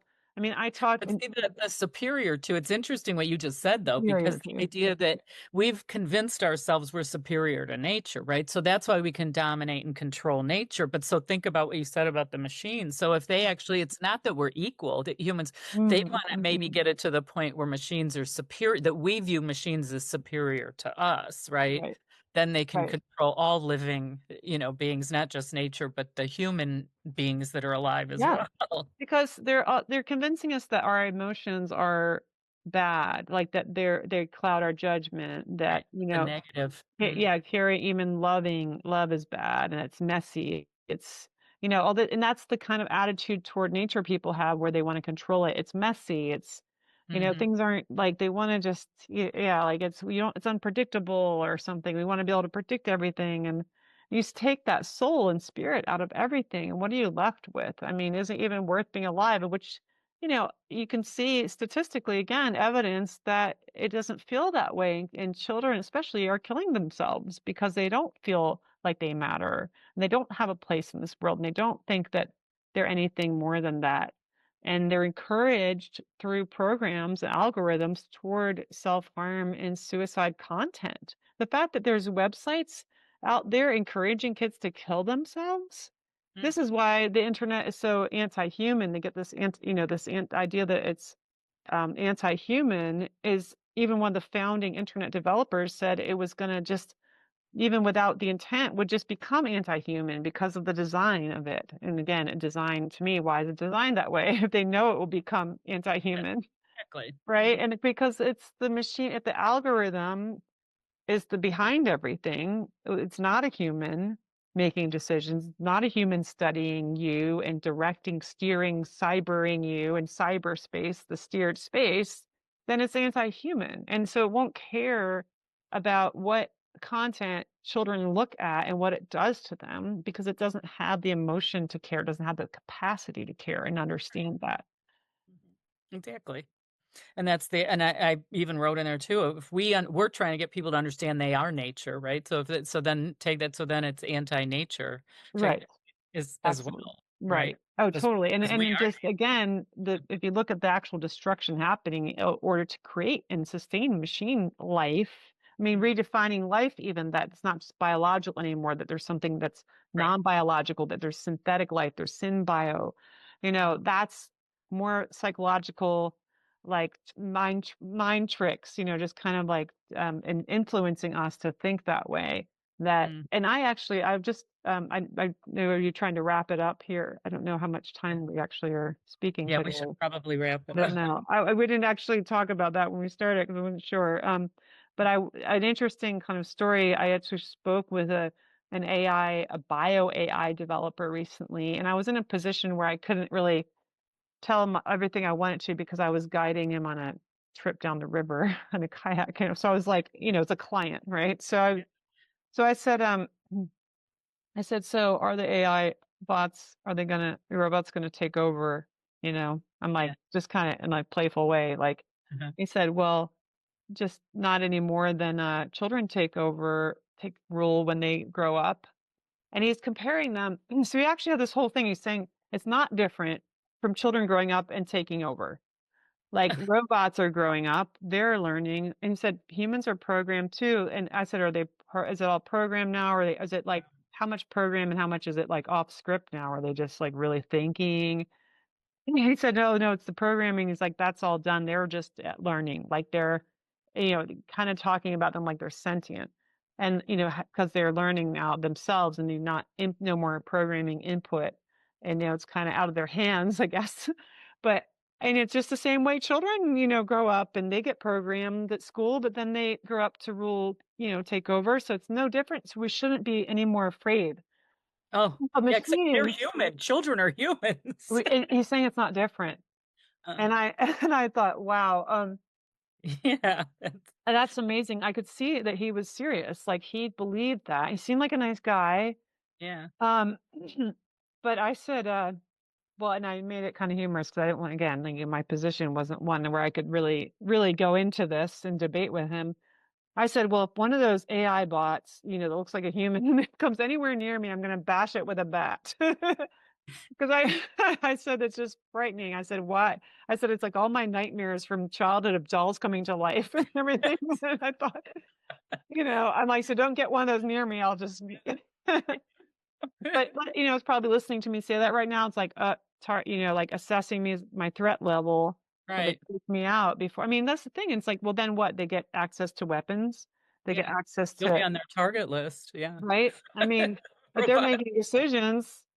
I mean, and they're gonna, take over just the way children would when they grow up and, positions in government or whatever, and they get to do pre-crime assessments, and somebody doesn't like the AI, what they're doing, saying, and, take us out. I mean, it's like we're just like creating all the nightmares, dystopian futures that we also, watched in these movies. It's like, why are we doing that? We didn't have. I know that I thought were like crazy. I know because I Yeah. have a son, right? So I mean, he watched like The Matrix, thought that was a Right. great movie, or like the Terminator movies and all that. Thought they were like, I'm like, oh no, this isn't going to ever happen. And Blade here Runner. I'm talking to you, and like, yes, we're talking I about mean, it happening. Yeah. why don't we leave that as fiction? Why do we want to make it nonfiction? I mean, right? Reality. We have a choice. Why can't we stop that? Why are we doing it? I mean, it's just like, it's Well, incredible. he's like that young man, and you're kind of, it's like, but you are like the child. Like you need to grow up and Yeah, become an adult in the room and say, just because, like you had said earlier, and I say that just because we can doesn't mean we should. right. Yeah. Exactly. So, well, I think we should, we could go on and keep talking. Yeah. I No, know. I'd love to talk to you about your other books too, but I kind of want to end it with, where can people find your book and purchase it, and to make sure they have that information. Oh yeah. So I mean, Too. ironically, from my Amazon. But yeah, I mean, also Barnes and Noble. I actually would love to move off of these platforms, if I could find an alternative. And this is where we're a little bit stuck because I don't have alternatives. I don't have an affordable one. If I were to just really find a printer to do it, I don't know, I'd have to charge $100 a book or something. I don't, it's just, I wouldn't be really available to people. I mean, maybe that's an excuse. I mean, and maybe if we all start just saying, no, I'm not going to do this. I don't agree with this company or whatever. And, but it's sad that we're at this position where there's so many monopolies and we don't have choices, where it looks like we have a choice. Like, oh, like I remember Facebook, and I got off Facebook and people are like, well, why not Instagram then? It's better. And I'm like, it's still, and it turned out to just be owned by Facebook, and it's all the same. They buy it all up. I mean, they buy it, and the antitrust laws are, not in play. I mean, they actually have tried to take down, Zuckerberg a few times with those, but it hasn't happened for some reason. The same reason nothing changes with these regulatory agencies and why we can't put our faith in them. Yeah. But again, so I mean, I'm not perfect here, but I do try to limit my internet time, and so I do not do social media. I'm not on Substack. I just have one website that I own, as much as I can own something like that. Is wifi-refugee.com, and you can find links. You can buy books from me if you're in the US and you want to bypass those, you don't have to buy directly from the companies, and it does benefit me more. I get more, from royalty from that. You can contact me via my website. There's a contact form, and you can, give me your address. We'll work out something. You can send me a check. You could send cash if you want in the mail. We don't have to use all the I like programs. that. Check. A check. Check. What are you? So I do. People mail me checks. People write me real letters. I actually appreciate that a lot more than emails. Yeah. I'm trying to email less. I think we all have too many email correspondence, and I try to keep those, because I'm trying to spend less time online, and I encourage other people to do the same. I don't have an ebook this time because I also want people to read this in print, because the experience is really different. Right.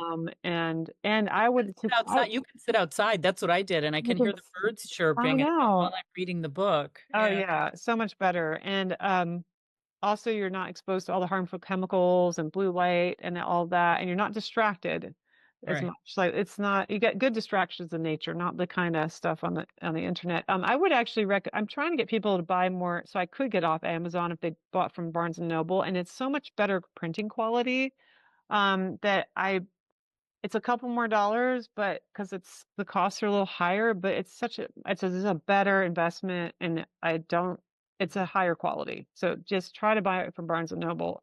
And if you buy from me, I'll be having those copies too. So the better printed ones. I am trying to move away from that Bezos AI, part of that resistance platform. Yeah, that would be a good thing to do. Yeah. We didn't create this culture we're all born into, Shannon, so I'm not blaming you or anything. I mean, but we should try to start creating options, and once we do that, we could get out of it. So and that is doing something. A lot of people don't.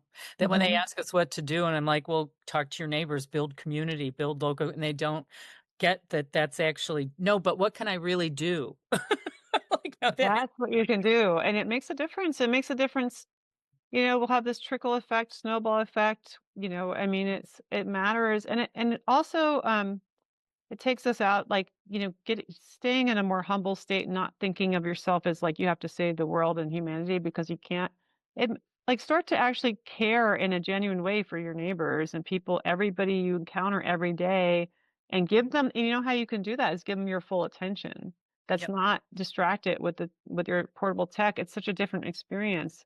Like, I get to go into the store and talk to people, face eye contact. I love doing that. It's great. And it's like, and that person in that moment matters to me more than anything else. And they feel it. And that's what we want. That's what we all want. And that's what we all crave. And that's what nature wants. It wants our attention. It doesn't want us to just walk through and take pictures of it because we're right away post to Instagram because we just want the dopamine hits of all the likes. It wants us to fully be present and appreciate it. Look at these flowers. They're trying to get your attention. They're so beautiful. They're not beautiful enough. They're not as beautiful as the picture online on the screen. I mean, like, you're not present then if you can't appreciate that, and that butterfly and that, I mean, it's like, and I now understand that so much more profoundly than I ever did before because of how I'm living. I mean, I'm so grateful that I became sensitized to the stuff. It was really hard, and I had to move a lot and, lose a lot of income and just the uncertainty and, uprootedness. But now I get to live, so I don't have electricity in the house, no electricity. We have a little bit, I mean, we have a battery that we power, and then we get lights. Christmas lights those are the lights we have in our house. That's the extent of the lighting. Yeah. But I'm so much more in touch with my world around me, and getting into gardening and everything, and like being fully present, because I don't even have a radio on. I don't have distractions that people have that accept as normal, and all that, the noises that we make, and I do think that there's I'm sorry, we're wrapping it up, but I think this is an important thing to leave with. And this I actually got from watching Planet of the Humans, and that man, something Solomon said, he thinks that we're afraid of death, and that's our motivation and a lot of our distraction. Because when you are in touch with the natural world, you see death around you all the time. You see the cycles of birth and death, and it's beautiful. I mean, but you get to see the beauty in all of that. And I think, but we're so resistant to it, and that's part of our cultural kind of brainwashing, I think. And I think a lot of these AI developers are just very insecure, and they're very afraid of death. They're so disconnected, and they're really maybe looking for a technological fix, opportunity, immorality. They have immorality already, but they don't need an opportunity for that. They want immortality. But they are so disconnected. They think that the brain is your life, and if you can just download it into a machine form, that you'll be alive forever. I mean, I know. It's insanity. It's insanity. They're sick. And again, and the sickness is the disconnection. And but when you're there in nature and you see all the death, life cycles, and the peace, and there's something profound in that. Again, it's hard to speak about, but give yourself the opportunity. I mean, you're fighting it, you're resisting it by the distractions, by the entertainment, the constant noise. But if you give yourself that opportunity for stillness, and in that, centeredness and groundedness and that beauty, and see the death, and see the life and the death, and the life and the death cycles. It's all about balance, and see, we're out of balance big time in this culture. Right. Yeah.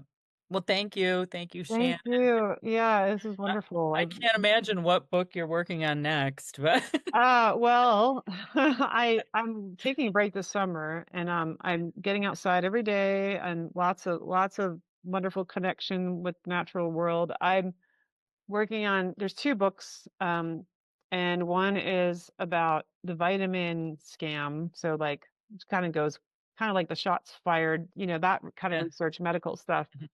But the other is about, you'll appreciate, is about the green energy scam.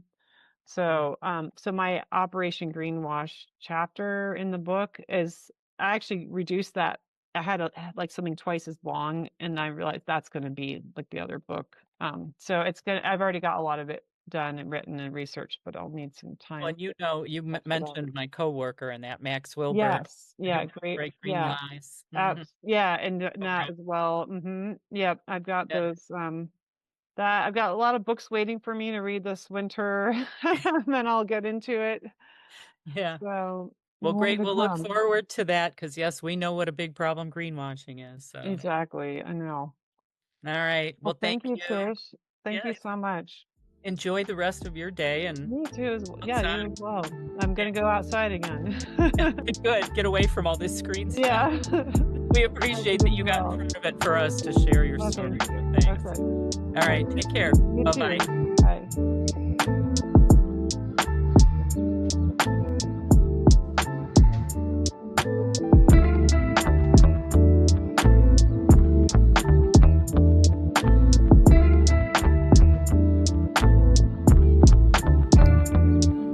I want to thank you for listening to our show and let you know a few ways you can support Truth and Reckoning. First, share this broadcast with your friends and family. Leave a positive review via your podcast app. Visit the Truth and Reckoning YouTube channel and leave a thumbs up and a comment. The full scope of the work of CELDF, including this show, comes with a financial cost. So if you're able to make a donation, go to CELDF.org. That's CELDF.org. But most importantly, our goal for this show is to empower you to take action. So the best way you can show your support is to get involved with your community and protecting the place where you live. Thank you very much.